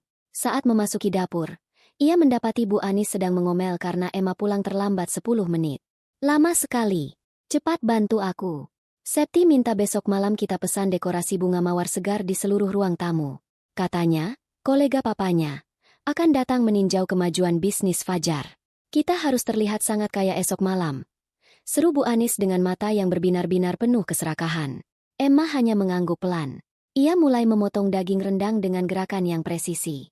Di ruang tengah, ia bisa mendengar Fajar sedang mencoba jas baru yang dibeli dengan uang hasil penjualan ruko palsu itu. Fajar tertawa lebar, membicarakan tentang rencana membeli jam tangan asli yang lebih mahal dari yang diberikan Septi sebelumnya. "Mas Fajar," panggil Emma dari ambang pintu dapur. Fajar menoleh dengan wajah tidak senang. "Apa lagi? Mau minta uang belanja tambahan? Pakai saja uangmu sendiri dulu." "Bukan," jawab Emma tenang. "Aku hanya ingin bertanya. Apakah Mas benar-benar yakin dengan semua ini? Dengan Septi? Dengan investasi itu? Jika ternyata semuanya tidak seperti yang Mas bayangkan, apakah Mas akan menyesal?" Fajar mendengus kasar, lalu merapikan jasnya dengan angkuh. "Menyesal? Yang harus menyesal itu kamu, Emma. Karena sebentar lagi aku akan jadi orang yang tidak tersentuh oleh orang-orang selevel kamu. Sudah, jangan ganggu aku dengan pertanyaan bodohmu itu. Kerjakan saja tugasmu sebagai babu besok." Emma kembali ke dapur, membiarkan kegelapan hatinya mengambil alih. Tekanan batinnya kini mencapai titik di mana ia merasa mati rasa. Ia menyadari bahwa ia bukan lagi sekadar mempertahankan diri, tapi ia sedang mengatur panggung untuk sebuah eksekusi. Namun, saat ia sedang mencuci piring di tengah malam, ia menemukan sebuah dokumen di atas meja yang ditinggalkan Fajar. Itu adalah draft surat, kesepakatan pemisahan harta dan perceraian secara sukarela, yang sudah disiapkan Fajar untuk ditandatangani Emma esok pagi sebelum pesta dimulai. Fajar ingin Emma pergi secara resmi sebelum ia bertunangan dengan Septi, tanpa membawa sepeser pun harta. Emma memegang kertas itu. Tangannya gemetar karena amarah yang memuncak. Fajar ingin membuangnya seperti sampah setelah menguras rukonya. Keputusan kecil namun berisiko diambil Emma. Ia mengambil pena, namun bukannya menandatangani surat itu. Ia menuliskan sebuah angka di pojok kertas. Angka saldo rekening pribadinya di Arta Group yang selama ini ia sembunyikan. Lalu ia melipatnya kembali dan meletakkannya di bawah vas bunga. Ia ingin tahu, jika Fajar tidak sengaja melihat angka miliaran itu sebelum pesta dimulai, apakah pria itu akan berubah pikiran? Ataukah keserakahannya pada Septi sudah begitu buta hingga angka itu pun tak lagi berarti? Emma sedang berjudi dengan sisa-sisa martabat manusia di dalam diri suaminya. Gema suara Bu Anis masih berdenging di telinga Emma, seperti lonceng kematian bagi martabat keluarga yang selama ini mati-matian ia jaga. Di ruang tengah yang plafonnya mulai mengelupas, Emma berdiri mematung, menatap punggung ibu mertuanya yang baru saja menjatuhkan bom atom dalam bentuk pengumuman lisan. Ibu sudah putuskan. Suara Bu Anis kembali membelah kesunyian. Kali ini lebih tajam, ditujukan langsung pada Emma yang masih terdiam. Sertifikat rumah ini sudah ibu serahkan ke agen properti. Uang mukanya cukup untuk memesan ballroom di Grand Mulia. Fajar dan Septi tidak boleh menikah di tempat kelas 3. Ini soal harga diri keluarga kita. Emma mengerjapkan mata. Harga diri. Kata itu terdengar sangat ironis keluar dari mulut wanita yang baru saja memutuskan untuk menjadi tunawisma demi sebuah pesta satu malam. Ia melirik Fajar, suaminya, atau setidaknya pria yang masih menyandang status itu secara hukum, yang justru tampak sibuk memoles layar ponsel barunya, pemberian dari Septi. Tidak ada keberatan. Tidak ada pembelaan untuk Emma yang selama ini menyumbang hampir seluruh gajinya untuk cicilan renovasi rumah ini 5 tahun lalu. Lalu Emma tinggal di mana, Bu? Pertanyaan itu meluncur begitu saja, datar, tanpa emosi yang meluap. Septi, yang duduk di samping Fajar dengan gaun merah mencolok yang tampak terlalu mahal untuk seleranya yang rendah, tertawa kecil. Aduh, Mbak Emma, Mbak kan mandiri. Lagi pula, Mas Fajar butuh ruang untuk memulai hidup baru denganku tanpa bayang-bayang masa lalu yang sedikit suram. Emma tidak membalas. Alih-alih merasakan sesak di dada seperti di episode-episode sebelumnya, ia justru merasakan sebuah kelegaan yang dingin. Beban itu angkat kaki dari pundaknya tepat saat Bu Anis mengetukkan jari ke meja kayu jati yang sebenarnya adalah barang antik warisan ayah Emma yang dulu dibawa ke rumah ini. Kamu bisa cari kos-kosan dekat kantor, Emma, atau pulang ke kampungmu, terserah. Pungkas Bu Anis dingin. Rumah ini akan dikosongkan akhir minggu depan. Emma berbalik tanpa kata. Ia melangkah menuju kamarnya di lantai 2, kamar terkecil dengan ventilasi udara yang buruk. Begitu pintu tertutup, ia tidak menangis. Ia menarik sebuah koper hitam besar dari kolong tempat tidur. Koper itu berdebu. Namun isinya adalah kunci menuju kehidupan yang selama ini ia kunci rapat-rapat. Ia mulai mengemasi pakaian-pakaiannya.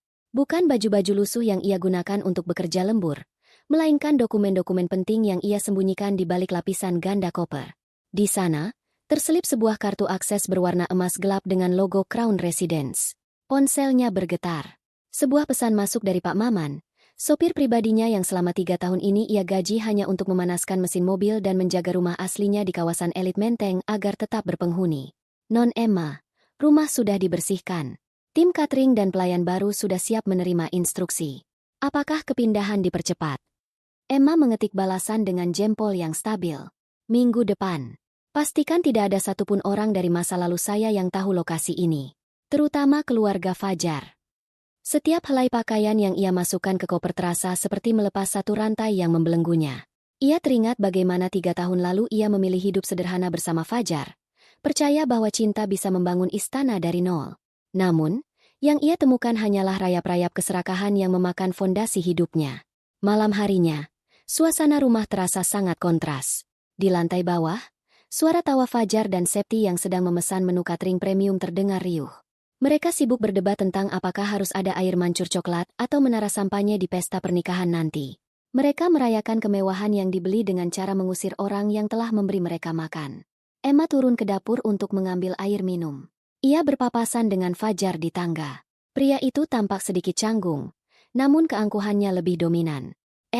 Jangan salahkan ibu, ujar Fajar, mencoba terdengar bijak namun gagal total. Ini demi kebaikan semua. Kamu juga butuh suasana baru, kan? Mungkin di tempat yang lebih sesuai dengan levelmu sekarang. Emma berhenti di anak tangga ketiga, menatap Fajar tepat di matanya. Pria ini tidak tahu bahwa jam tangan yang melingkar di pergelangan tangannya, yang ia bangga-banggakan sebagai hadiah dari Septi, sebenarnya adalah barang tiruan yang harganya tak sampai 1% dari pajak tahunan rumah asli Emma. Kamu benar, Fajar, sahut Emma tenang. Aku memang butuh tempat yang sesuai dengan levelku. Sangat sesuai. Fajar mengernyit, tidak menangkap sarkasme di balik nada bicara istrinya. Ia hanya mendengus dan melanjutkan langkahnya ke atas, merasa telah memenangkan argumen. Pukul 2 pagi, saat seluruh penghuni rumah terlelap dalam mimpi tentang kemegahan semu, Emma menyeret kopernya keluar lewat pintu belakang. Ia sudah memesan taksi daring yang berhenti 2 blok dari rumah itu agar suaranya tidak memicu kecurigaan. Ia menoleh sekali lagi ke arah rumah yang akan segera dijual itu. Rumah itu tampak kecil, suram, dan penuh dengan energi negatif. Ia merasa bodoh pernah menyebut tempat itu rumah. Di dalam taksi, Emma mengeluarkan sebuah map coklat dari tas tangannya. Itu adalah dokumen kepemilikan aset-aset yang selama ini ia kelola melalui pihak ketiga. Selama ini, ia menahan diri untuk tidak menghancurkan bisnis kecil Fajar karena rasa kasihan. Namun, melihat bagaimana Bu Anis dengan teganya menjual rumah untuk pesta mewah di atas penderitaannya, rasa kasihan itu telah menguap. Ia menelepon seseorang saat taksi mulai melaju membelah jalanan kota yang sepi. Halo, Pak Arya? Batalkan semua kontrak suplai bahan baku untuk perusahaan Fajar mulai besok pagi. Ya, semuanya. Bilang saja investor utama menarik dukungan karena alasan etika. Emma menutup telepon. Tekanan batin yang selama ini menghimpitnya berubah menjadi adrenalin yang tajam. Ia tahu, dengan meninggalkan rumah itu tanpa pamit, ia sedang memulai permainan petak umpet yang berisiko.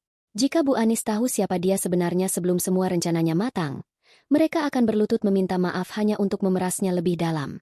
Emma harus tetap menjadi si miskin yang terusir di mata mereka, setidaknya sampai hari pernikahan megah itu tiba. Saat di mana ia akan memastikan bahwa kursi pelaminan mereka bukan berdiri di atas panggung hotel, melainkan di atas reruntuhan yang ia ciptakan sendiri. Taksi memasuki gerbang Crown Residence yang dijaga ketat. Emma turun di depan sebuah rumah bergaya modern minimalis yang luasnya 5 kali lipat dari rumah Bu Anis. Pak Maman sudah menunggu dengan sikap hormat. Selamat datang kembali, Non Emma. Sambut Pak Maman. Emma menarik napas dalam, menghirup aroma kayu cendana dan kemewahan yang sudah lama ia rindukan. Namun, di balik kenyamanan itu, sebuah kecemasan baru muncul. Ia menyadari satu hal, ia tidak membawa dokumen perceraian yang sah. Ia pergi begitu saja tanpa tanda tangan Fajar. Emma mengepalkan tangan. Jika ia ingin benar-benar bebas, ia harus memancing Fajar masuk ke dalam sarangnya sendiri, sebuah langkah yang bisa membongkar identitasnya lebih cepat dari yang ia rencanakan. Pak Maman, panggil Emma sebelum masuk ke dalam. Siapkan mobil besok pagi. Saya harus mengirimkan hadiah anonim untuk calon pengantin itu. Lampu kristal di ballroom utama Hotel Grand Mulia memancarkan cahaya keemasan yang menyilaukan, memantul pada deretan gelas sampanye dan gaun-gaun mahal para tamu. Musik klasik mengalun lembut, membungkus tawa kemenangan Bu Anis yang sedang berdiri di tengah lingkaran sosialita kota, memamerkan cincin baru yang ia klaim sebagai hadiah dari calon menantu konglomeratnya. Di atas pelaminan yang didekorasi dengan ribuan mawar putih segar, Fajar berdiri dengan dagu terangkat, mengenakan setelan tuxedo pesanan khusus yang harganya setara dengan biaya hidup Emma selama 2 tahun. Di sampingnya, Septi tersenyum lebar, meski matanya terus melirik ke arah pintu masuk, seolah waspada terhadap bayangan dari masa lalunya yang bisa muncul kapan saja. Mereka merasa telah sampai di puncak dunia. Mereka merasa telah berhasil mengubur si babu Emma ke dalam lubang kemiskinan setelah mengusirnya dari rumah seminggu yang lalu. Namun, suasana meriah itu mendadak sunyi saat pintu ganda ballroom terbuka lebar.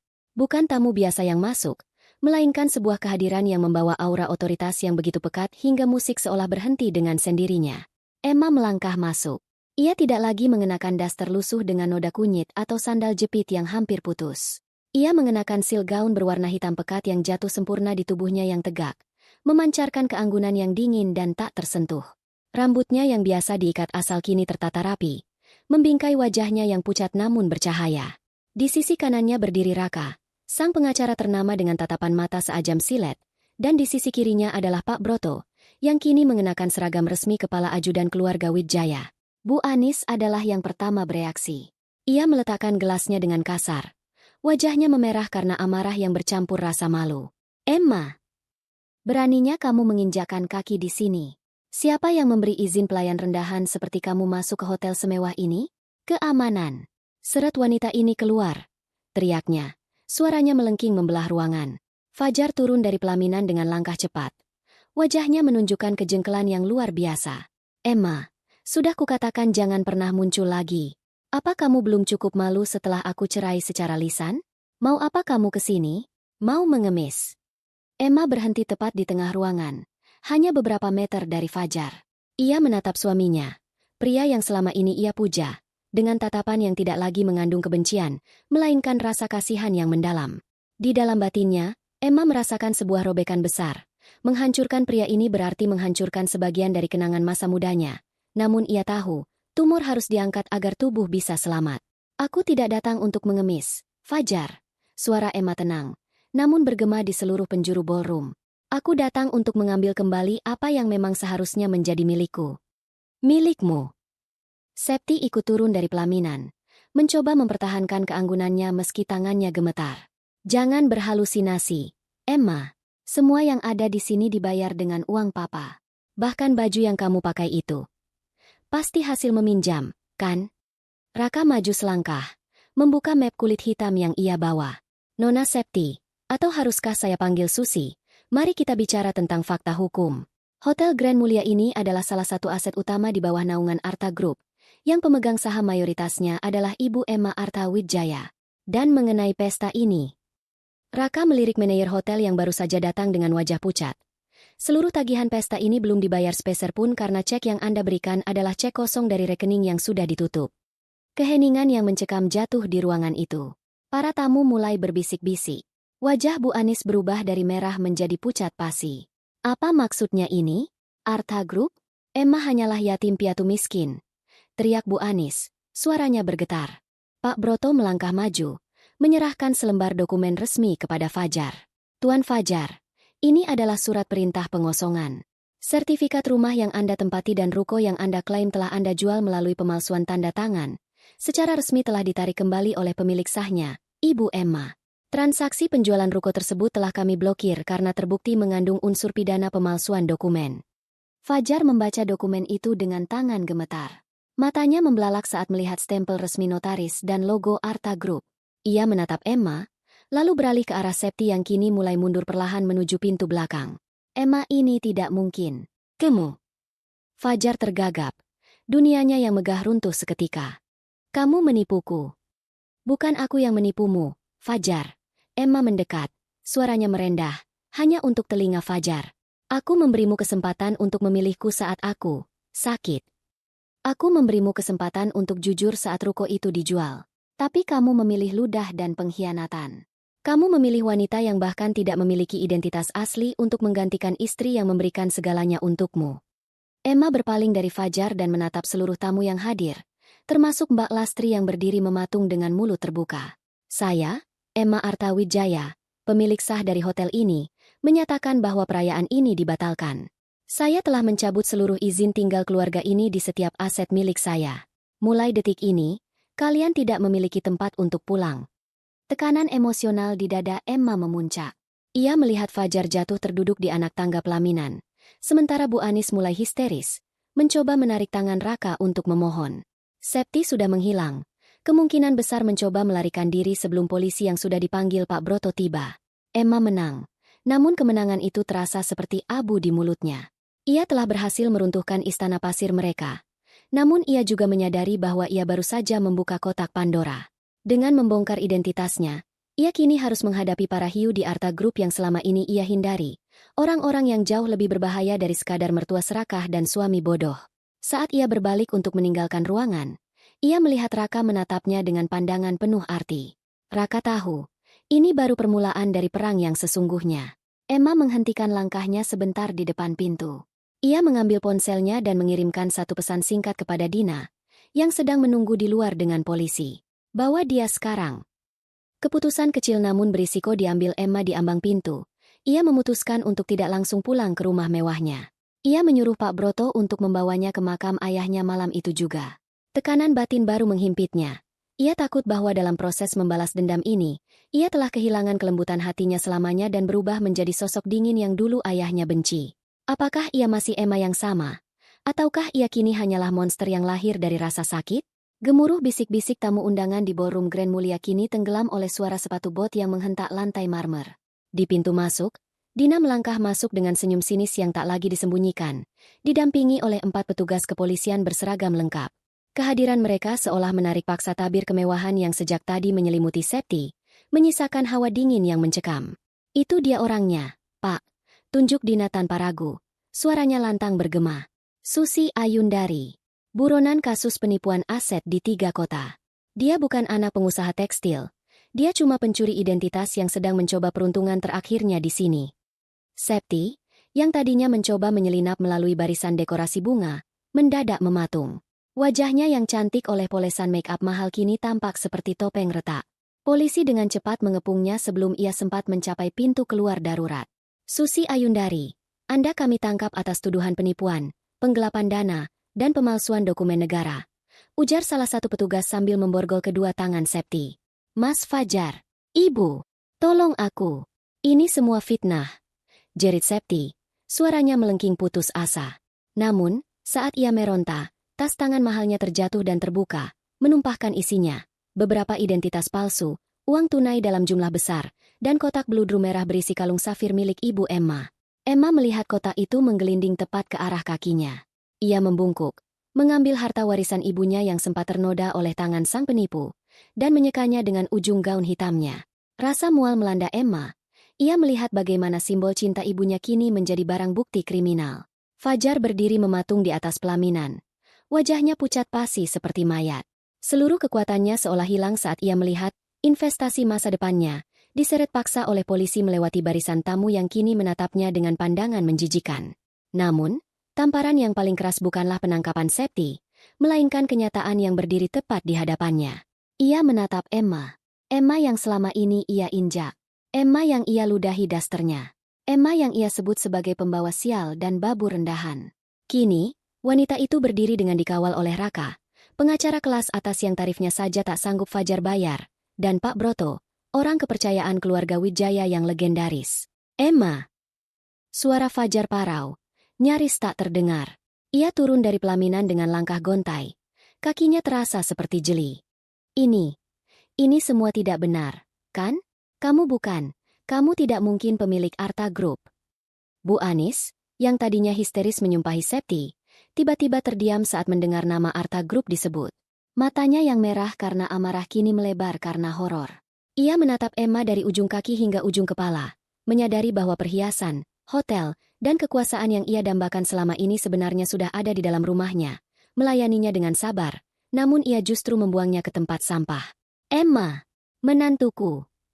Bu Anis tiba-tiba berlari dan menjatuhkan diri di lantai, memeluk kaki Emma dengan erat. Maafkan Ibu. Ibu buta. Ibu dipengaruhi oleh setan bernama Septi itu. Kamu anak yang baik, Emma. Kamu menantu kesayangan Ibu, kan? Tolong jangan usir kami. Jangan ambil rumah itu.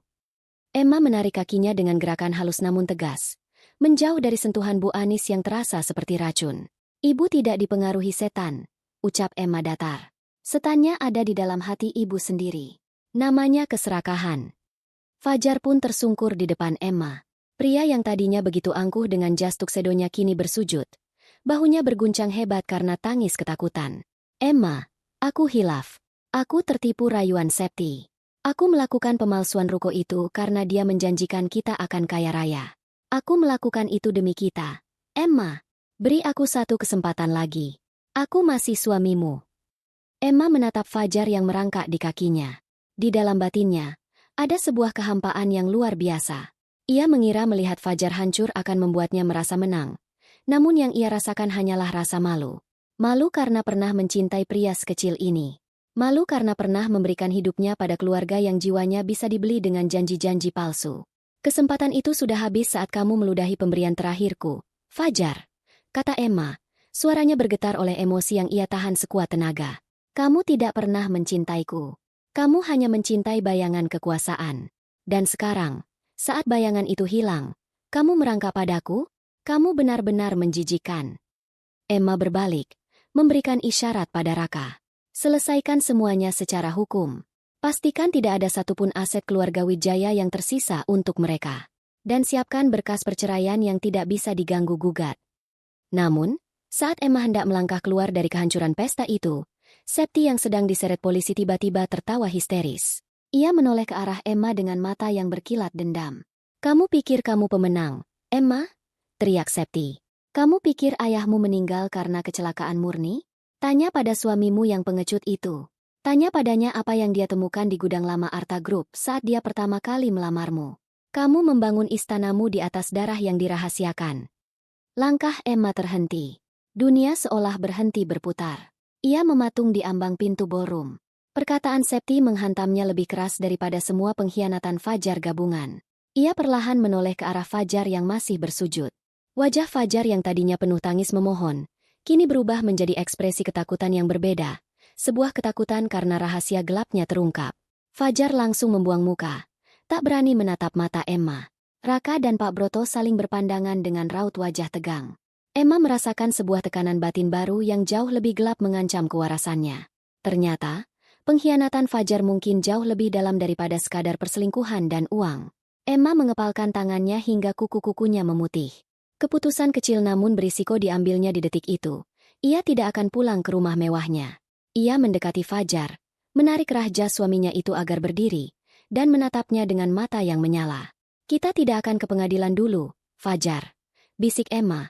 Suaranya kini mengandung ancaman yang mematikan. Kita akan ke gudang lama itu. Dan jika apa yang dikatakan wanita itu benar, penjara akan terasa seperti surga dibandingkan apa yang akan kulakukan padamu.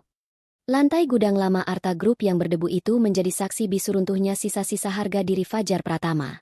Di bawah temaram lampu bohlam yang berkedip, Emma berdiri tegak, menatap suaminya yang bersimpuh di depan peti kayu tua berisi arsip-arsip proyek masa lalu. Rahasia yang diteriakan Septi di hotel tadi bukan sekadar gertakan. Ada sebuah dokumen laporan kecelakaan kerja 10 tahun lalu yang mencantumkan nama Fajar sebagai saksi kunci yang dibayar oleh lawan bisnis ayah Emma untuk bungkam. Fajar meratap. Air matanya membasahi debu di lantai. Aku tidak membunuhnya. Emma, aku hanya butuh uang untuk biaya kuliah saat itu. Aku tidak tahu kalau tutup mulutku akan menghancurkan hidupmu separah ini. Aku mendekatimu karena rasa bersalah. Tapi kemudian aku gelap mata oleh hartamu. Emma menatap pria itu dengan rasa mual yang tak lagi bisa didefinisikan. Ternyata, fondasi pernikahannya bukan sekadar keserakahan, melainkan sebuah dosa besar yang ditutupi oleh kasih sayang palsu. Ia merasa seolah-olah seluruh 10 tahun terakhir hidupnya adalah sebuah panggung sandiwara di mana ia adalah satu-satunya penonton yang percaya pada naskah cinta. Cukup, Fajar. Suara Emma memotong ratapan itu, dingin dan tajam seperti mata pisau. Rasa bersalahmu tidak pernah ada. Yang ada hanyalah rasa takut akan kemiskinan. Kamu mendekatiku untuk memastikan rahasia itu mati bersamaku. Lalu kamu mencoba menguras hartaku saat kamu merasa aku sudah cukup lemah sebagai babu. Kamu bukan manusia. Kamu adalah parasit. Emma berbalik, meninggalkan Fajar yang meraung di tengah kegelapan gudang. Di luar, Raka dan Pak Broto sudah menunggu dengan berkas-berkas yang akan mengakhiri segalanya. 3 bulan kemudian. Sinar matahari pagi masuk melalui jendela besar di lantai paling atas gedung Arta Group. Emma duduk di kursi pimpinan yang dulu milik ayahnya. Ia mengenakan setelan blazer berwarna gading. Rambutnya disanggul rapi, memperlihatkan rahangnya yang tegas. Di depannya, Pak Broto meletakkan laporan akhir mengenai eksekusi aset keluarga Pratama. Rumah utama sudah terjual, Non Emma, lapor Pak Broto. Sesuai perintah Non. Seluruh hasilnya telah disalurkan ke panti asuhan tempat Non dulu sering menyumbang diam-diam. Tuan Fajar dan Bu Anis sekarang tinggal di sebuah kontrakan petak di pinggiran kota. Mereka tidak memiliki apa-apa lagi selain pakaian di badan. Emma mengambil laporan itu. Ia membayangkan Bu Anis yang dulu selalu menuntut emas dan kemewahan. Kini harus mengantre air di sumur pompa umum. Ia membayangkan Fajar, yang kini sedang menunggu jadwal persidangan atas kasus pemalsuan dokumen ruko dan keterlibatannya dalam penghilangan barang bukti kasus 10 tahun lalu. Bagaimana dengan Septi? Tanya Emma. Vonisnya sudah keluar. 10 tahun penjara untuk serangkaian penipuan lintas provinsi. Jawab Raka yang baru saja masuk ruangan. Dina juga sudah mendapatkan bagiannya sebagai informan dan sekarang memilih pergi keluar kota untuk memulai hidup baru. Emma menyandarkan punggungnya di kursi kulit yang empuk. Kemenangan ini terasa lengkap. Namun batinnya masih memproses lubang besar yang ditinggalkan oleh pengkhianatan Fajar. Ia menyadari bahwa selama ini ia telah melakukan pengabdian buta. Sebuah pengorbanan yang ia kira adalah bentuk cinta, namun sebenarnya hanyalah bentuk rendah diri yang ia pelihara. Mas Raka. Emma menatap kakak sepupunya itu. Aku selalu berpikir bahwa dengan menjadi sabar dan penurut, aku akan mendapatkan kebahagiaan. Aku membiarkan diriku dihina karena aku pikir itu adalah ujian kesetiaan. Ternyata, kesabaran tanpa martabat hanyalah kebodohan. Raka tersenyum tipis. Matanya penuh rasa bangga. Kamu belajar dengan cara yang keras, Emma. Tapi lihat dirimu sekarang. Kamu bukan lagi Emma yang bersembunyi di balik daster lusuh. Kamu adalah Arta Wijaya. Sore harinya, Emma memutuskan untuk melakukan satu hal terakhir untuk menutup masa lalunya. Ia meminta Pak Broto mengantarnya ke kawasan kumuh di mana Fajar dan ibunya tinggal. Ia tidak turun dari mobil mewah itu. Ia hanya menurunkan kaca jendela sedikit. Di sana, ia melihat Bu Anis sedang mencuci pakaian di depan kontrakan sempit yang pengap. Wanita itu tampak 10 tahun lebih tua. Punggungnya membungkuk, kulitnya kusam, dan ia terus mengomel menyalahkan Fajar yang sedang duduk melamun di teras kayu yang rapuh. Fajar mengenakan kaos oblong yang sudah bolong di bahunya. Matanya kosong menatap aspal jalanan yang pecah. Fajar menoleh dan melihat mobil mewah yang berhenti di depannya. Matanya sempat bertemu dengan mata Emma. Ada kilatan harapan sesaat di mata pria itu. Mungkin ia mengira Emma datang untuk menjemputnya kembali. Fajar berdiri, melangkah mendekat dengan ragu. Emma, kamu datang untukku? Bisiknya dengan suara serak. Emma hanya menatapnya dengan tatapan tanpa kebencian. Hanya kekosongan yang murni. Ia tidak membalas sepatah kata pun. Ia hanya memberikan isyarat kepada Pak Broto untuk melaju. Saat mobil itu bergerak meninggalkan kepulan debu yang mengenai wajah Fajar, Emma merasakan sebuah ikatan di hatinya benar-benar putus. Ia tidak lagi merasakan kepuasan saat melihat mereka menderita. Ia hanya merasakan kemerdekaan karena mereka tidak lagi memiliki kuasa atas emosinya. Malam itu, Emma berdiri di balkon rumah barunya di Menteng, memandangi kerlap-kerlip lampu Jakarta. Di tangannya, ia memegang kalung safir ibunya yang telah ia bersihkan hingga kembali berkilau sempurna. Ia telah resmi bercerai. Nama Fajar Pratama telah dihapus dari kartu keluarganya, dari hartanya, dan dari masa depannya. Namun, sebuah tantangan baru muncul. Di meja kerjanya, terdapat beberapa surat kaleng dari pemegang saham minoritas Arta Group yang mulai meragukan kepemimpinannya karena drama rumah tangganya yang sempat viral di media sosial. Mereka menganggap Emma terlalu emosional dan lemah. Emma menghela napas panjang. Konflik dengan Fajar mungkin sudah selesai. Namun perjuangan untuk mempertahankan warisan ayahnya di dunia bisnis yang kejam baru saja dimulai. Ia mengambil ponselnya dan menghubungi Raka. Mas Raka, siapkan jadwal rapat umum pemegang saham besok pagi. Aku tidak akan membiarkan mereka menjatuhkanku hanya karena aku pernah salah memilih suami. Jika mereka ingin perang, aku akan tunjukkan bagaimana cara seorang Wijaya bertempur. Emma menutup telepon. Ia melihat bayangan dirinya di kaca jendela. Seorang wanita yang telah melewati neraka dan kembali dengan mahkota yang lebih kuat. Ia mengambil sebuah risiko kecil malam itu. Ia mematikan semua akses komunikasi dari nomor lama yang mungkin masih coba dihubungi oleh keluarga Fajar, dan secara resmi mengganti tanda tangannya dengan goresan yang baru, yang lebih tegas. Hidup baru bukan berarti tanpa beban. Ia tahu bahwa mulai besok, ia akan menghadapi musuh-musuh yang lebih pintar dari Bu Anis dan lebih licik dari Septi. Namun, Emma Arta Wijaya tidak lagi takut. Karena kini ia tahu bahwa di balik lembutannya, terdapat baja yang telah ditempa oleh pengkhianatan. Kisah Emma mengajarkan kita bahwa kesabaran bukanlah kesediaan untuk ditindas, melainkan kekuatan untuk menunggu waktu yang tepat guna menegakkan harga diri. Jangan pernah memberikan pengabdian tanpa batas kepada mereka yang hanya mencintai keuntunganmu, karena martabat adalah satu-satunya harta yang tidak boleh kau biarkan dicuri oleh siapapun. Semoga perjalanan Emma menginspirasi keberanianmu. Sampai jumpa di kisah-kisah luar biasa berikutnya dan salam hangat untukmu.